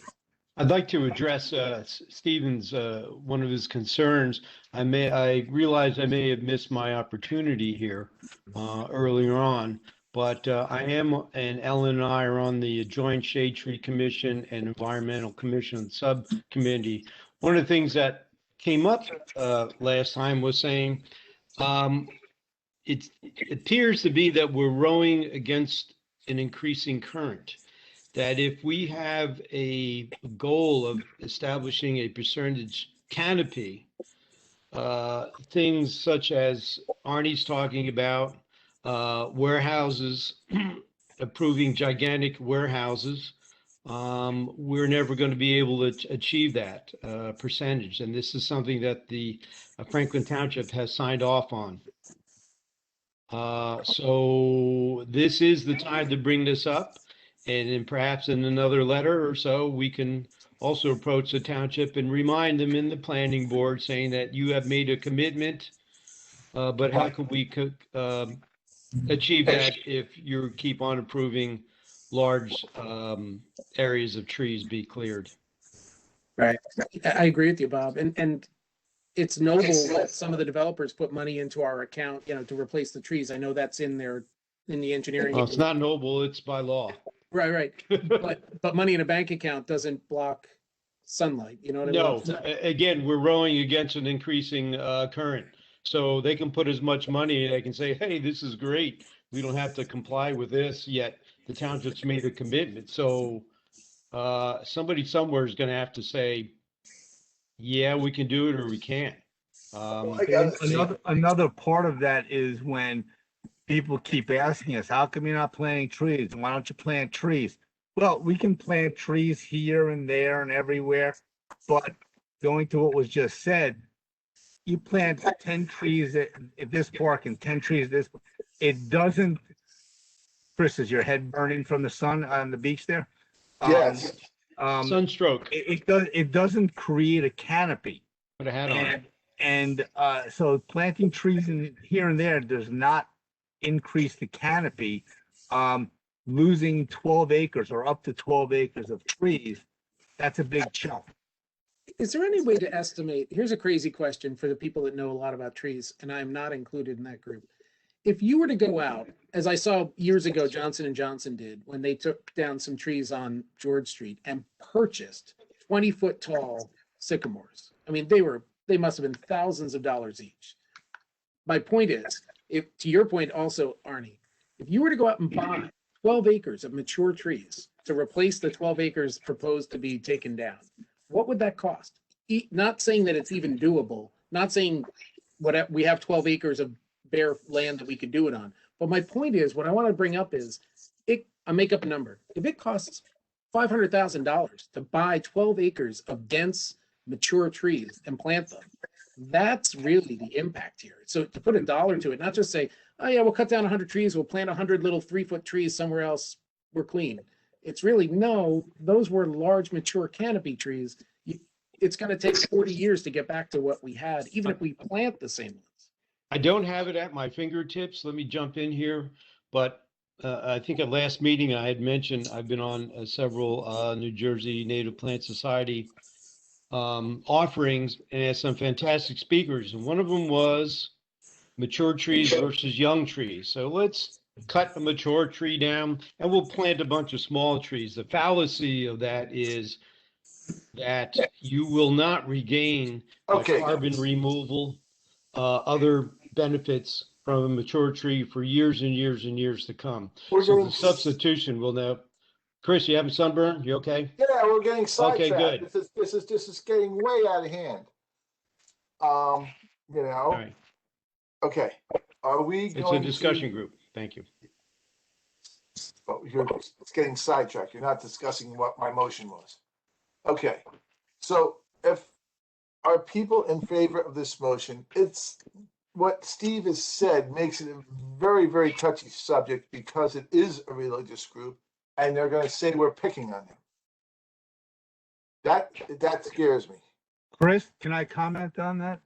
Yes, If you look at every single letter that I have written, and I would put it in the letter that represent us also, I will just read the last paragraph that I have in there quickly.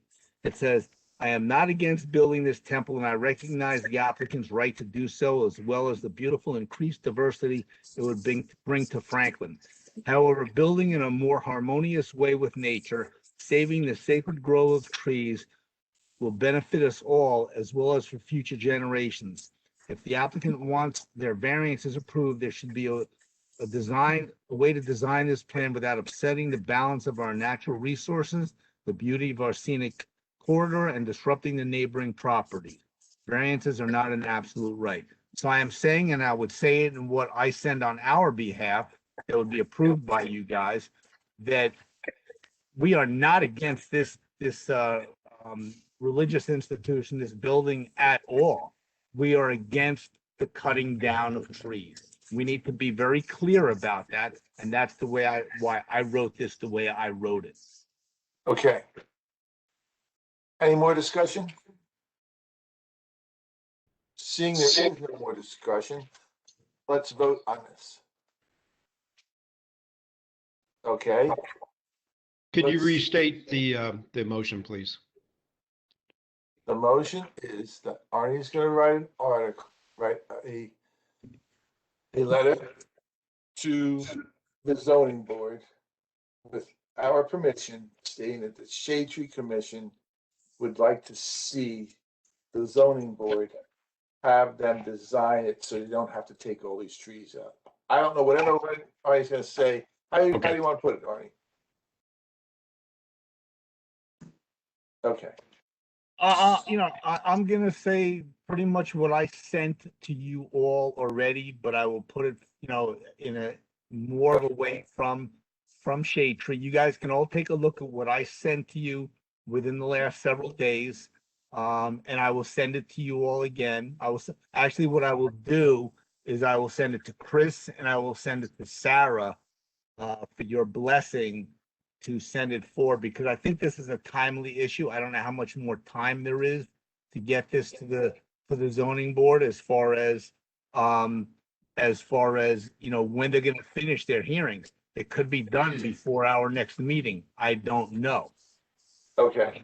So let's do it this I would way. ask that, if I put it together and if you and Sarah approve what I put down, or if you want to make changes and then we approve it after that, then I would be able to send that on to the zoning board, the secretary of the zoning board. And this is in relation to your email you sent out on Monday, 5/24, correct? It was an attachment If you Yes. said to when I sent it, yes. to all. Yes, thank you. Okay, Ellen, are you in favor of the letter or not? Me? Yes. I'm gonna abstain. 'Cause I Abstain. didn't- Connor, how do you feel about this? Can we just take a vote? Well, I'm doing individual votes. I just want to see what people have to All say. right. Connor, can you unmute and tell me yes or no? He's This unmuted. Go letter? ahead. What's that? I'm gonna be in the same boat as Ellen. I'm abstaining my vote. Yes, as as a a township. employee. Carol? How do you feel? I'm okay with it as long as we continue to do this sort of thing and don't just pick one to do. Okay, Yeah. Sarah, how do you feel? I echo Carol's comment. Yep. Okay. Bob, how do you feel? I'm in agreement with Carol and Sarah as well. Yes, I like that precedent. Okay. Arnie? Let me think about this. Arnie's a yes. Okay, I'm a yes. So, Okay, Chris is a Thank you. yes, and I'm a yes. Steven, you didn't ask Steven. okay. Who? Who did I didn't ask? Jim's not here anymore. Oh, there's Jim. Steven. Steve. Oh, Steve. I'm here. I'm not a voting member. Okay. That's right. He's an alternate. Correct. Um, You guys, we're not allowed, we're actually have to abstain from anything related to an active zoning board case. Jim, okay. Yeah. So. No problem. And I would just like to say that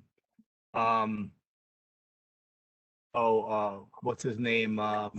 Who's our Connor? You just said you abstained because you are a township employee. Right.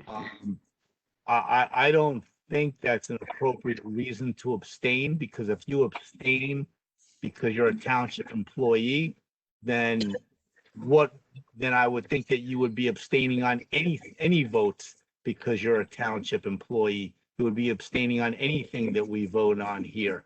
So I have no problem with you abstaining. I just don't know if that's the appropriate reason to abstain, because that sort of sets precedent for you abstaining for anything else that we vote on. Okay. He chose to abstain. Let's move on. Jim? I'm just bringing that up, and I want to make note of that. Okay. How did Steve vote? Steve abstained. He Is can't vote. He Steve? is, Steve's an alternate. Oh. He's not a voting member. Okay. I'm an alternate too. Yes. So you didn't vote either. You abstained. No, I couldn't even abstain then, I guess. well, Mary's not here tonight, so Ellen. Oh, that's right. This evening. So Ellen would be voting, but she abstained. Okay. So I have 4 yeses, which is a majority. So Arnie, we will support you in your effort to write a letter. Okay? I guess I have to do that now, huh? Yes, you do. Okay. So. Would you like some help? I'll volunteer some of my time if you want. I'm gonna work on this, and like I said, if I need your help, Bob, I will ask for it. I'd ask Sarah for input, and if I need anybody else's, I will ask about that. I just can't get too many people involved, because then it becomes a quorum, and we can't do that. Okay. Okay. So. Public Works website. I'm saying I want to push that because it's getting so late. I am going to push that to next week. Okay? And Ellen, can we push your presentation to next week because it's getting so late? How long can you talk to us, Ellen? You got mic off? Yeah, it depends. I mean, we could breeze. How long is your presentation going to be? I haven't actually practiced it. We could make it as long or as short as you'd like. But I'd like it to be included under JFK next week or next month. Okay. Because that's what we'll do. I'll put it underneath your JFK. It's 10 o'clock at night. You know. It's 9 o'clock. It's 9 o'clock? Yeah, Right, well, where Chris is on the beach, it's 10 o'clock. You guys don't have to get up at 5 o'clock in the morning. That's the problem. Feels like 10, Nope. right? Nope. I have to do that until I retire. I got I'm another retired. Another month. Okay. So, Alan, if you want to do your presentation, that's fine. No, if everybody wants to get off, I don't want to do it under those circumstances. Not just me. No one else said it but me. Ellen, I'm fine with you going through with it. Go if you Okay. need to vote. So have you figured out how to get her computer on your screen? No, I just share I share it and she puts it up on her screen. Okay, I'm so tired too. let's see if it works. If it works, we'll go through it. Okay. And you have privileges. So, I had one question, Chairman, totally unrelated. Yes, Do you have a liaison to the County Shade Tree Commission? no, we do not. It's in the forest management. Well, I mean, there's precedent for it if you wanted to have, in regards to the objectives of the committee, commission. I'm not suggesting after, I was just curious if you did. Okay. We'll put that on the agenda for next year, for next I'm meeting. not sure if they're even an active committee. I was just curious. okay, is this, oh, are we on to new business? Yes, Okay, can you see my screen? I can see the screen that says JFK Boulevard trees. Right. So the No. reason no? Yes, go ahead. Okay. The reason I did this report is because I have heard about these trees and I know we voted on them the last meeting, but I started looking at them last okay, now I can't advance it. Okay, there we go. Last fall to see what exactly which trees we were talking about. So I gave a little background there that these were the trees at issue regarding the spacing of them, and that the established spacing on JFK Boulevard between trees is approximately 45 feet, and these trees happen to be spaced at 22 feet apart. And that that Shade Tree has requested of Public Works for 3 years to have the outer two trees in each grouping, that would be 7 and 9 and 13 and 15, relocated. And it hasn't happened. So at the last meeting, it was voted on to cut down those trees, 7, 9, 13, and 15. So I did a map indicating the first 17 trees, because that's what fit conveniently on this map. This is JFK Boulevard running diagonally, Webster Road at the top, and Hamilton Street towards the bottom. Hughes Road would be the next cross street. And I indicated the trees to remain are in the solid circles. The ones that are going to be removed are the hollow circles. And I won't go through everyone here, but these are the type of trees, the species. And the blue ones happen to be ash trees that have blue tags on them, and they are going to be removed anyway. Eventually, at some point. So the questions that occurred to me, what are the conditions of the trees to be removed? Because I didn't know if these trees were healthy trees, not healthy trees, in which case it wouldn't be a big deal if they were removed, as far as I was concerned.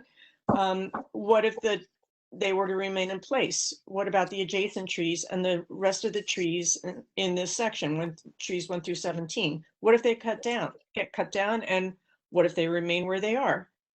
Does it make sense, and is it even possible to adhere to 45-foot on-center spacing, considering the available resources that DPW has and the manpower limitations and the general tree health and potential mortality of the rest of the trees on JFK Boulevard?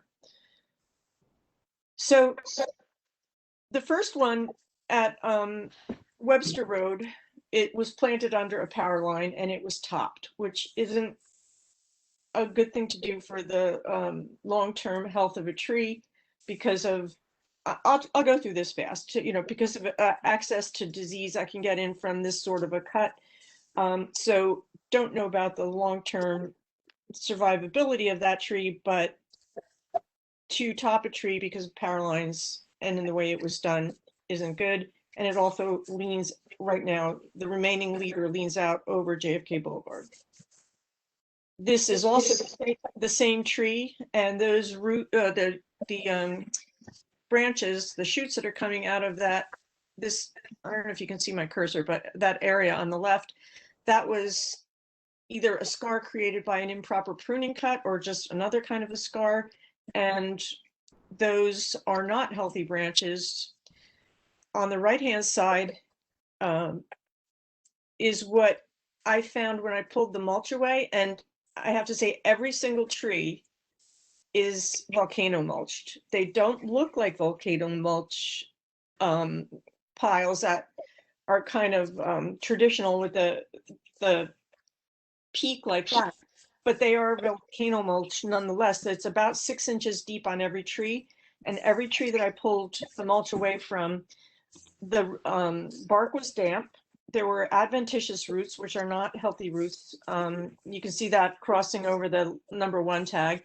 And there's either rot or some kind of disease going on in the bark, which is where I stuck this pencil. I don't know if that's an insect hole, but that's not a good sign that it's starting to appear to rot from the bottom. The next tree is down. It's coming down. And that's epicormic growth that you see sticking out the side. That's the last gasp of a tree that's on its way out. This is a sugar maple. And I didn't even notice the crack on the JFK side until I walked off the path and discovered in my research that's known as a ram's horn. That tree has not healed. And as a matter of fact, there are carpenter ants going to work on it. There's, of the 3 leaders that are in the middle, one of them is dead and should be removed. It's got peeling bark. And on the right-hand side is the remaining crotch of the other 2 leaders, and there is an inclusion at the top, which is when the bark starts to shove up, and a crack running down past the #3 sign, which could potentially indicate a weakness. I am not an arborist, but these are some of the things I observed. This is the healthiest tree in the whole bunch. It's a pin oak. It also happened to have volcano mulching, which is pulled away, and about to the point where that little coin is, that's a quarter. Again, more adventitious roots. So the root is covered. The adventitious roots were growing from the trunk rather than it's not true root tissue. And as they grow in diameter, they can develop into girdling roots, which can essentially strangle a tree, as you will see in this next picture, which is a red maple. That is a girdling root around the base. And the volcano mulching that I said doesn't really look like volcano mulching is at the top of the right-hand picture. And another issue with this tree is that because it's a red maple, the roots are very shallow and they have been repeatedly whacked by lawn mowing. And what's also curious is that the volcano mulch extends about maybe 3 feet from the tree, while the root system of the tree extends out to the canopy, the edge of the canopy. So it's kind of almost irrelevant that there's mulch up against the tree when the root system should be protected in its entirety, but I know that's not going to happen. This is another red maple, which has codominant stems, which is inherently weak and could split with a strong windstorm or under other stress conditions. Oops, why can't I advance? Okay, another ash tree, which will eventually come down. This is one of the trees that is marked to be removed. It is healthy. It's got a strong central leader, and I've got the size there because I measured it when I was calling around to a couple of tree moving companies to give them the size. So DBH means diameter breast height, and it's about 2 1/4 inches. Again, more adventitious roots. The next tree is one that's supposed to remain, and this has holes around half of the tree in a horizontal direction. I can only speculate that it perhaps was caused by the tree guard, or perhaps the tree, the chain, the plastic chain, which I had, but I can't find it right now. Oh, here we go. If you can see this, I don't know if you can. These are held the trees to the tree stakes. So one or the other potentially caused those little gouges or they're insect damage. I don't know which, but that's to be determined. But I wouldn't bet on this middle tree that we've asked to remain surviving long term. This is what was requested to be cut down, and it has damage to the trunk. It looks like it may have healed isn't the right term, but it's included or formed a callus, which is a good thing. I don't know about the peeling bark. The tree guard is not zip tied, but I think there was a zip tie at the bottom, which is holding it somewhat in place. And if it had been zip tied, it would have been too tight.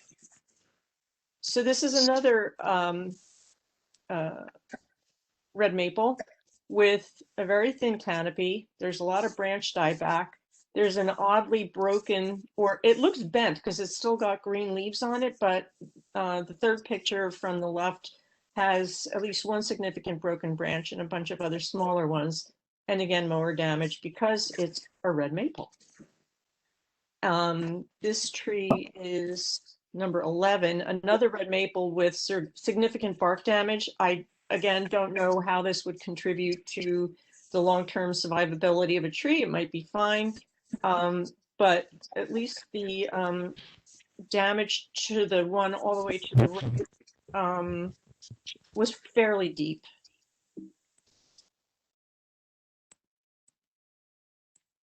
And this is the same tree with what turned out to be carpenter ants at the base underneath the mulching. It was wet, and I at first didn't realize that's what was going on until I saw the carpenter ants rolling out those little balls of, I don't know if it's wood or frass or whatever. But besides the carpenter ants, out of the corner of my eye, I thought, what is that thing crawling up the tree? Well, it wasn't the only one. There were spotted lanternfly on this tree. And again, red maple roots, which have been repeatedly damaged. And I thought, why this tree? Why is this one showing so much damage?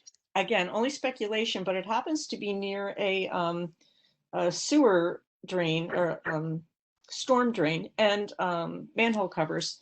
And I thought maybe there are tire tracks there in the grass nearby from either the mowers or perhaps there's been heavy equipment there with sewer work. I don't know, but it's a good bet that the soil's compacted, as it probably is on all the trees. But for whatever reason, this tree in particular showed a lot of stress. Next tree again is an ash. And this is one to be removed. It's got, again, some horizontal damage in the right picture. That looks pretty significant. Again, not an arborist. I don't know if it would kill the tree, but this would be one of the ones coming down. Also, I thought this was, on the left-hand picture, I thought that was the bark pushing up in the center, but it turned out to be a string, which probably held a nursery tag at some point, but it is embedded now in the branch where the red arrow is. And I know that those are Acer X Freemanii because there was still a nursery tag on this one. This one is healthy. It's got a strong central leader. There were no zip ties on the deer guard, so it was kind of free, but that was okay because it would have been too tight if there were. Yeah, this is from our tree sale. So Recognize the tag. So it sounded like Chris already addressed these issues regarding the interweaving root systems and the canopies. Two of the tree moving companies I called, who each said, yeah, it's not worth it. As the same thing that Connor found out, it's not worth it to rent a tree spade to move trees, only 4 trees. So they had no vested interest in. When I asked them, well, what about the roots? Would they be encroaching on each other at this point? And they said, no, not at that DBH and not at that size. And also it turns out that the Freemanii have a rounded crown, or I'm sorry, an oval crown, unlike maybe other red maples. And most likely wouldn't be shading each other out. So that could be something to keep in mind when it comes to planting this type of tree, the particular form it has. So I would, it's moot point, but Roger Locandro. oh, do you know him? Yeah, he's used to be when I was there. I believe he was the dean at Cook College way back when. Really? He didn't mention. Yeah, Roger Locandro. Hmm, That okay. may be him. Yeah. Wow. So this one, I have to get this is another red maple with some very strange scarring up at the top. The one at the bottom looks like it healed a little bit better, but the branches are very, very low. And that's not an issue for me, but Connor, I imagine your guys on the lawnmowers might, get whacked in the face by those, because they stand about, that's a tape measure that I have up against the tree there. So they're hanging about between 3 and 4 feet off the ground. I would guess that they would get pruned, but right now they're hanging pretty low. And oddly enough, it seemed to be wilting. Now it could have it wasn't a particularly hot day. The day before was, but that seems strange because I didn't notice it on other red maples. And last but not least, tree number 17, saving the best for last. Again, bark was splitting and peeling, and there was rot at the base. This tree has pretty large codominant leaders with a bark fissure in between the two leaders. That pruning scar to the left there had to be at least 2 feet long, and I'm guessing it was a pruning scar. It could have just been damage of any other kind. That Could have been a didn't- branch there that was torn off as well, Right. too. Right, and it had broken branches. For just for interest, that I didn't take the picture of the proper cut, but trees don't heal. They callus over and they compartmentalize. And what's proper about this pruning cut is that it's perfectly round, and it will eventually callus over and form sort of a bark over it. And the reason you want to keep the branch bark union, or the branch collar, is because of the chemicals that are present in the branch collar that help a cut to heal. If it's flush cut, or if it leaves a stub, the tree can't heal properly. But for what it's worth, that's a proper cut. So in conclusion, or not in conclusion yet, but this is what I think we imagine when when you think about planting trees at any particular interval in a straight line, inevitably, it would be nice if it could look like this. What you wind up getting is arborvitaes show this the most, and this was explained to me by Bruce Crawford at That's great. at Rutgers Gardens. He said, if you plant trees in a straight line and you lose one, that's what you're going to notice. And that always happens with arborvitaes. So planting them at 45-foot intervals isn't quite the same thing, but I couldn't help but notice, as I wrote in my email to everybody, it's more noticeable to me, at least, when there's a 90-foot space. So these are the conclusions I've drawn. We don't have to go over them if you don't want, but some of the trees that were requested to be taken out are healthy. Some of the ones that were asked to remain are not healthy. I listed the dying ash trees, and that really and truly, the pin oak is the one that I would say appears to be thriving the most, and it will do even better without the mulch around it. And I did a little math about if removing 7 and 9 plus the ash tree next to 7, which is ash tree number 6, you're going to wind up with a 90-foot space between trees number 5 and 8. If 8 fails, the space between 5 and 10 increases to 135 feet. And but we will be planting more trees. Okay. I thought it was, will we be planting them, and how soon? And Well, that is, we'll talk to Connor next week about that. Right. Okay. Okay. And more math. And if the trees, if it is decided that, or if it by default winds up that the Freeman maples get to stay, it wouldn't be the worst thing in the world because of their canopy growth, and it would actually look like a canopy. My personal opinion again is that it hasn't proven to be realistic on JFK to maintain this 45 on center planting standard so that it looks like a 45-foot on center planting because of the resources that the township has, time, manpower, and intention.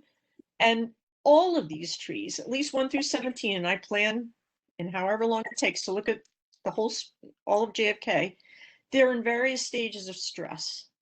So without an elevated level of maintenance, we can pretty much expect the decline and eventual failure of some of them to continue, and more spacing between the remaining trees. So currently there are 10 missing trees on JFK Boulevard. At least eight ash trees will be removed, and that'll leave an additional 90-foot space minimum until whenever they get replanted. So those are just my observations. I wanted to take a closer look to see what was really going on, and it took me a couple visits to each time I went, I found a little bit more. So the trees, Bill Flemmer, who's the one who offered to babysit our bare root trees if we had ever had another tree sale, told me, and I think it's worth repeating, that he regards trees as puppies and he loves taking care of them. This is like getting a shelter puppy and then just expecting it to survive on its own. So this is what we're going to get with the level of maintenance we have now for mature trees. So This is fantastic. You Yes. did, Nice job. really to be thank you. congratulated and whatever accolades come your way. You did a lot of work. This is one of the things perhaps, Ellen, you and I were talking about in other discussions. Maybe the township should look at as at a arborist or part-time. No offense to DPW, but I don't think they have the talent to go there and take care of trees or do observations. It's a manpower. What distresses me here is a lot of this is self-inflicted. Okay, Bob. A lot of things have not been done. This wasn't about assigning blame, and I would say I'm not. Yeah, I'm just saying that we're losing a lot of money if we don't maintain them. well, it isn't even a matter of money, because it was expressed to us that if a tree dies, we just throw in another one. And that's costs money. Look, yeah. folks, I'm going to tell you what Bob Vornlacker said to me when I mentioned something about tree maintenance and stuff. He's basically told me, look, we hire kids in the summer to cut grass. They damage the trees. Some of these scars you're seeing are from them either weed whacking too close or mowing too close, and that is because they hire young kids to do the mowing. Would Right. you find that acceptable at your property I will. if someone did that to you? Look, We just can't say, oh, what well. are you going to do, Bob? You're going to tell Bob, oh, you got to hire an arborist? It's not going to happen. Well, I just We're wanted just throwing to. money away. I just wanted to do this. Well, first of all, because I was interested in it as an educational thing, and it's if the township doesn't. I don't know how much is known, and yes, it would be expensive if we were to hire an arborist. I wouldn't think you just hire an arborist on and keep him on retainer. And if you want certain projects to be done, that's another issue. But it depends on what the township wants out of its trees. So no judgment. I'm very distressed. I think when Franklin Township first decided to design JFK Boulevard by planting all of those trees there, they had a design plan where it was X amount of feet between trees. And maybe they didn't think far enough into the processes to the maintenance of those trees and how they would be taken care of. I don't know. but there is obviously a problem with the way they are being taken care of. And if hiring an arborist to take care and to make recommendations as to what needs to be done, that we have plenty of money in the shade tree fund. So maybe that's something that we should make a request to the township. To find, and I think Ellen's put together a great report here. Can use part, if not all of her report, explaining why this needs to be looked. I mean, the idea of this whole JFK Boulevard, they were looking 20, 30, 40, 50 years ahead to see what that street was going to look like with a nice canopy row of trees up and down that street. And the way it's proceeding, it's not proceeding in a well organized way right now. And maybe we need to bring in a professional to get their opinion and tell us what needs to be done, other than the 4 trees that we've been talking about. There's obviously a lot more. I mean, we've all seen the missing gaps where trees need to be replaced. We've all seen the mulch volcanoes there. I mean, if you're going to hire high school kids, if you mulch them, then you're not going to weed whack them. But if you mulch them inappropriately, then you're going to have other problems.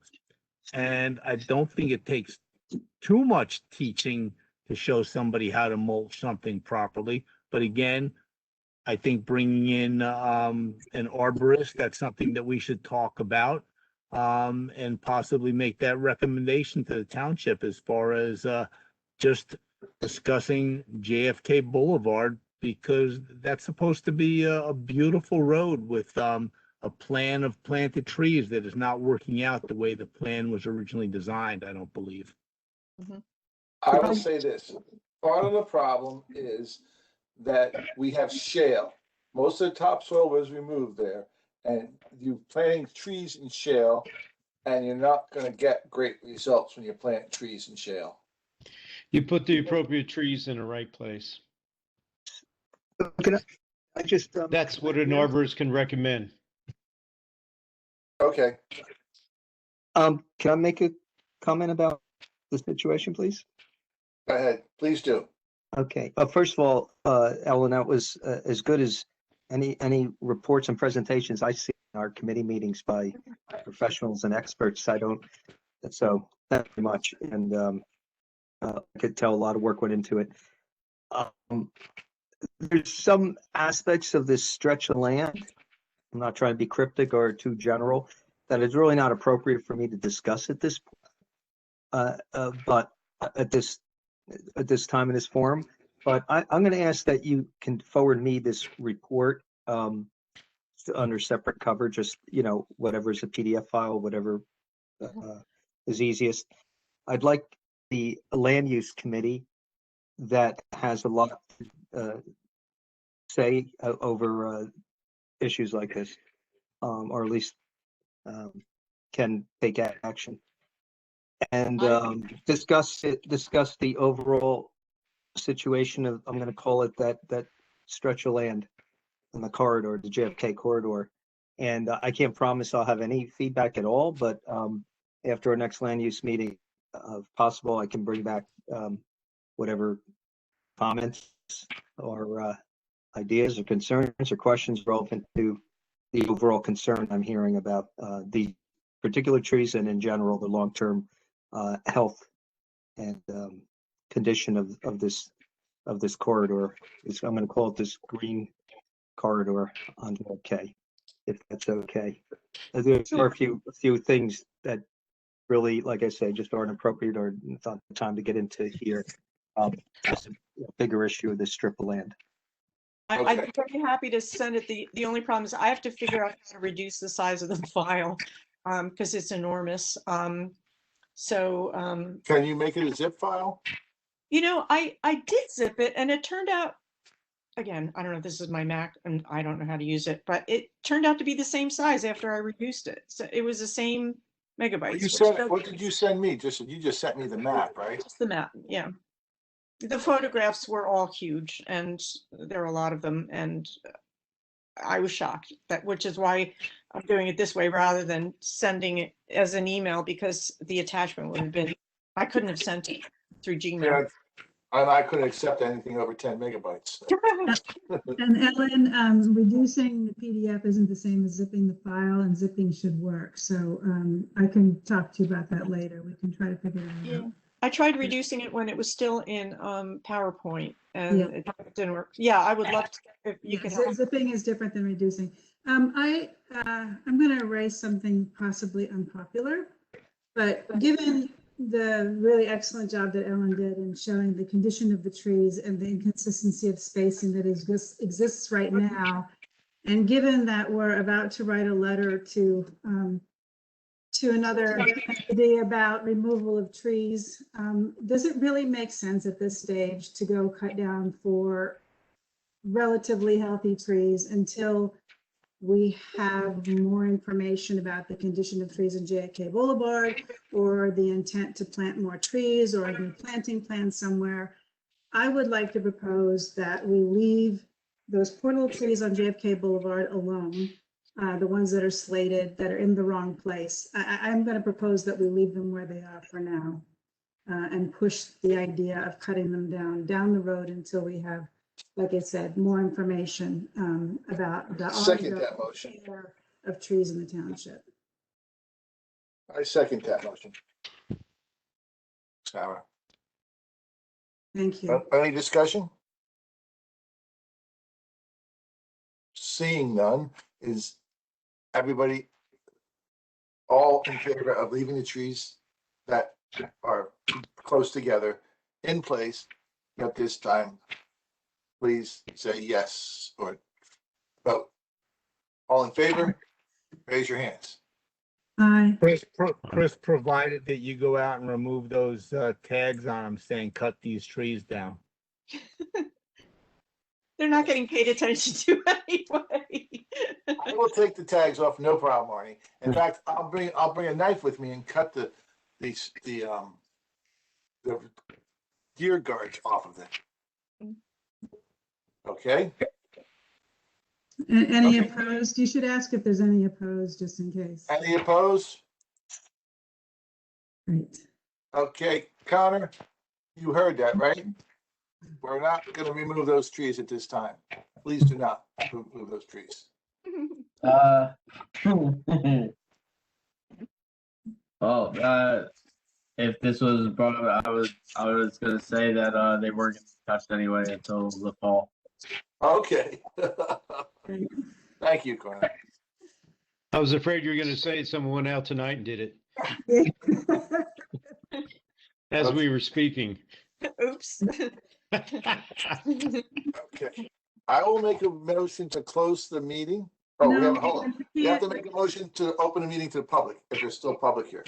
There is public still here. Here, Tom, and could you indulge me for a couple more minutes? I know you want to go, but all the discussion, I led some questions that I could shoot real quick. So do you mind? Can I do that? Oh, go. It's open to the Okay. public. We have a public Okay. session. So- I'll let you talk. So the tree tags, I'm not clear. We had discussion about public, private, right-of-way, property. Are the tree tags only on right-of-way trees that are planned to be removed?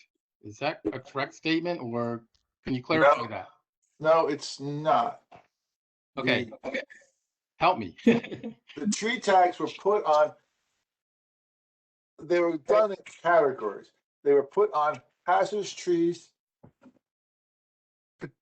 future hazardous trees, in other words, the tree is dying, and ash trees.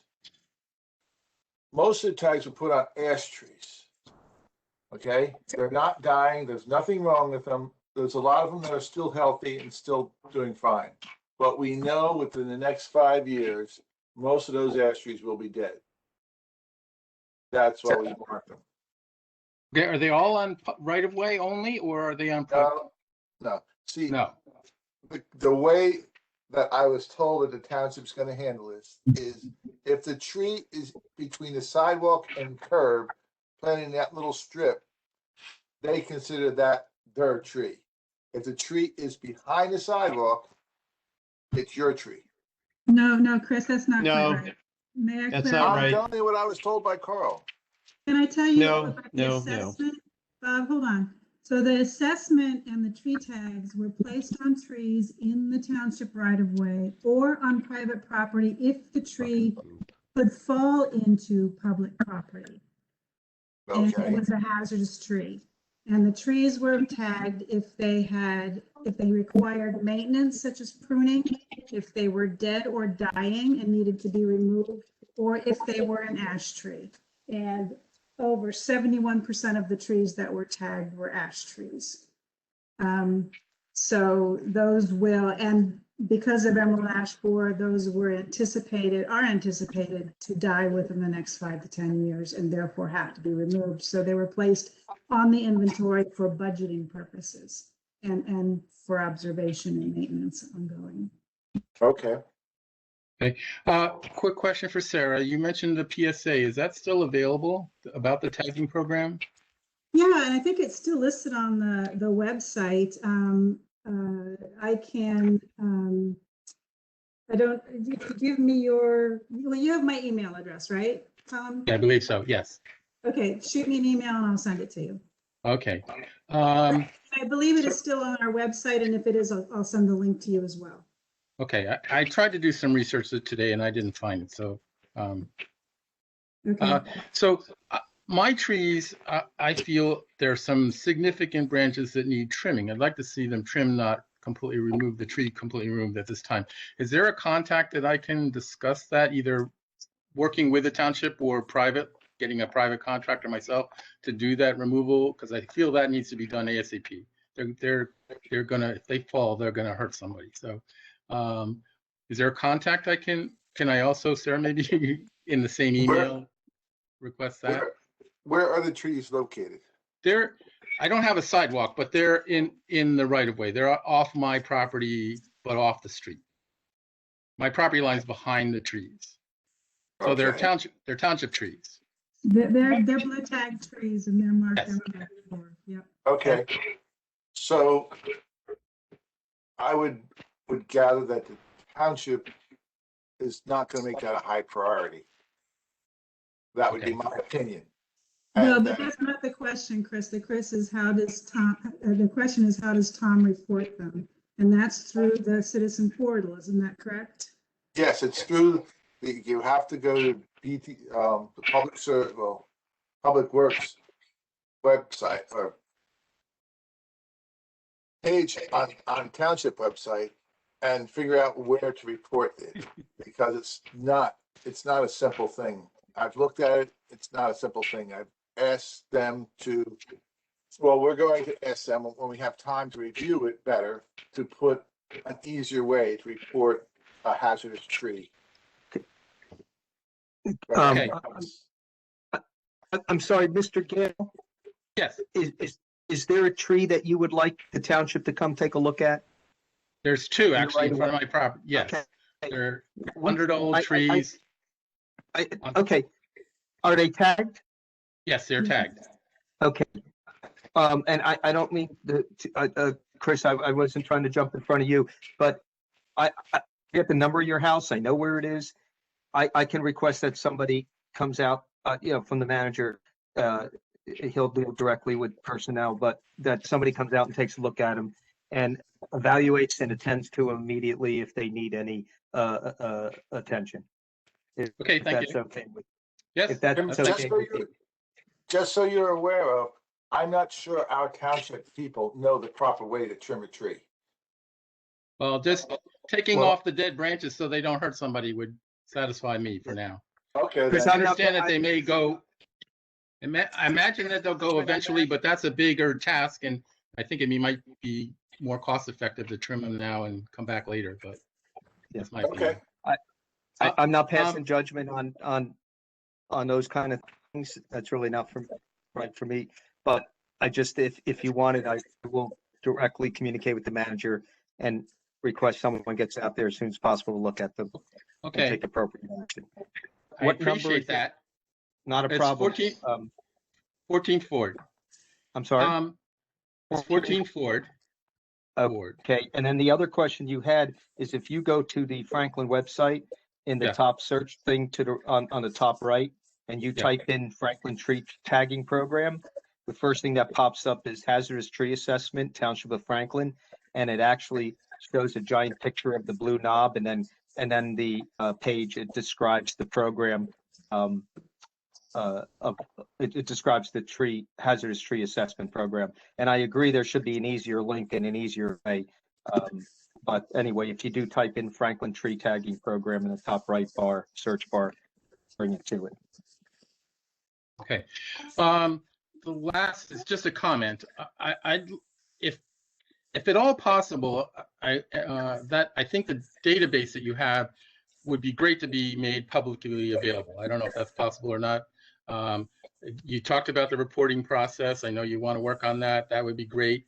Talked about, at least on the agenda, was website updates, and you discussed Franklin Times. If you need a private citizen to interface with some of these ideas, I'll volunteer some time. If you want to know what a private citizen's concerns are, I'm willing to volunteer. I know a couple of you know me, so if you want to reach out, I'll be happy to work on that together, if that's possible. I don't even know if that's possible, but so I'm volunteering. I know Mr. Gale, and he is a troublemaker. Hi, Tom. Hi, Bob. Okay. Thank you for volunteering. Sarah, you're gonna get his email. Maybe we'll ask him to review some stuff. I'm not volunteering for the commission. I'm just volunteering as a public individual. I'll He'll be our gladly arborist. give you my position as chair. Kind of been there, done that in another realm, and I'm not ready to do it again. Okay. That's all for me. Thank you. Thank you very much, everybody, and good night. Take care. Okay, we'll make a motion to close the meeting to the public. Second. Sarah, second. All in favor? Aye. Okay. Meeting is still split. I make a motion, we close the meeting till next month. Second. Sarah, second. All in favor? Aye. Aye.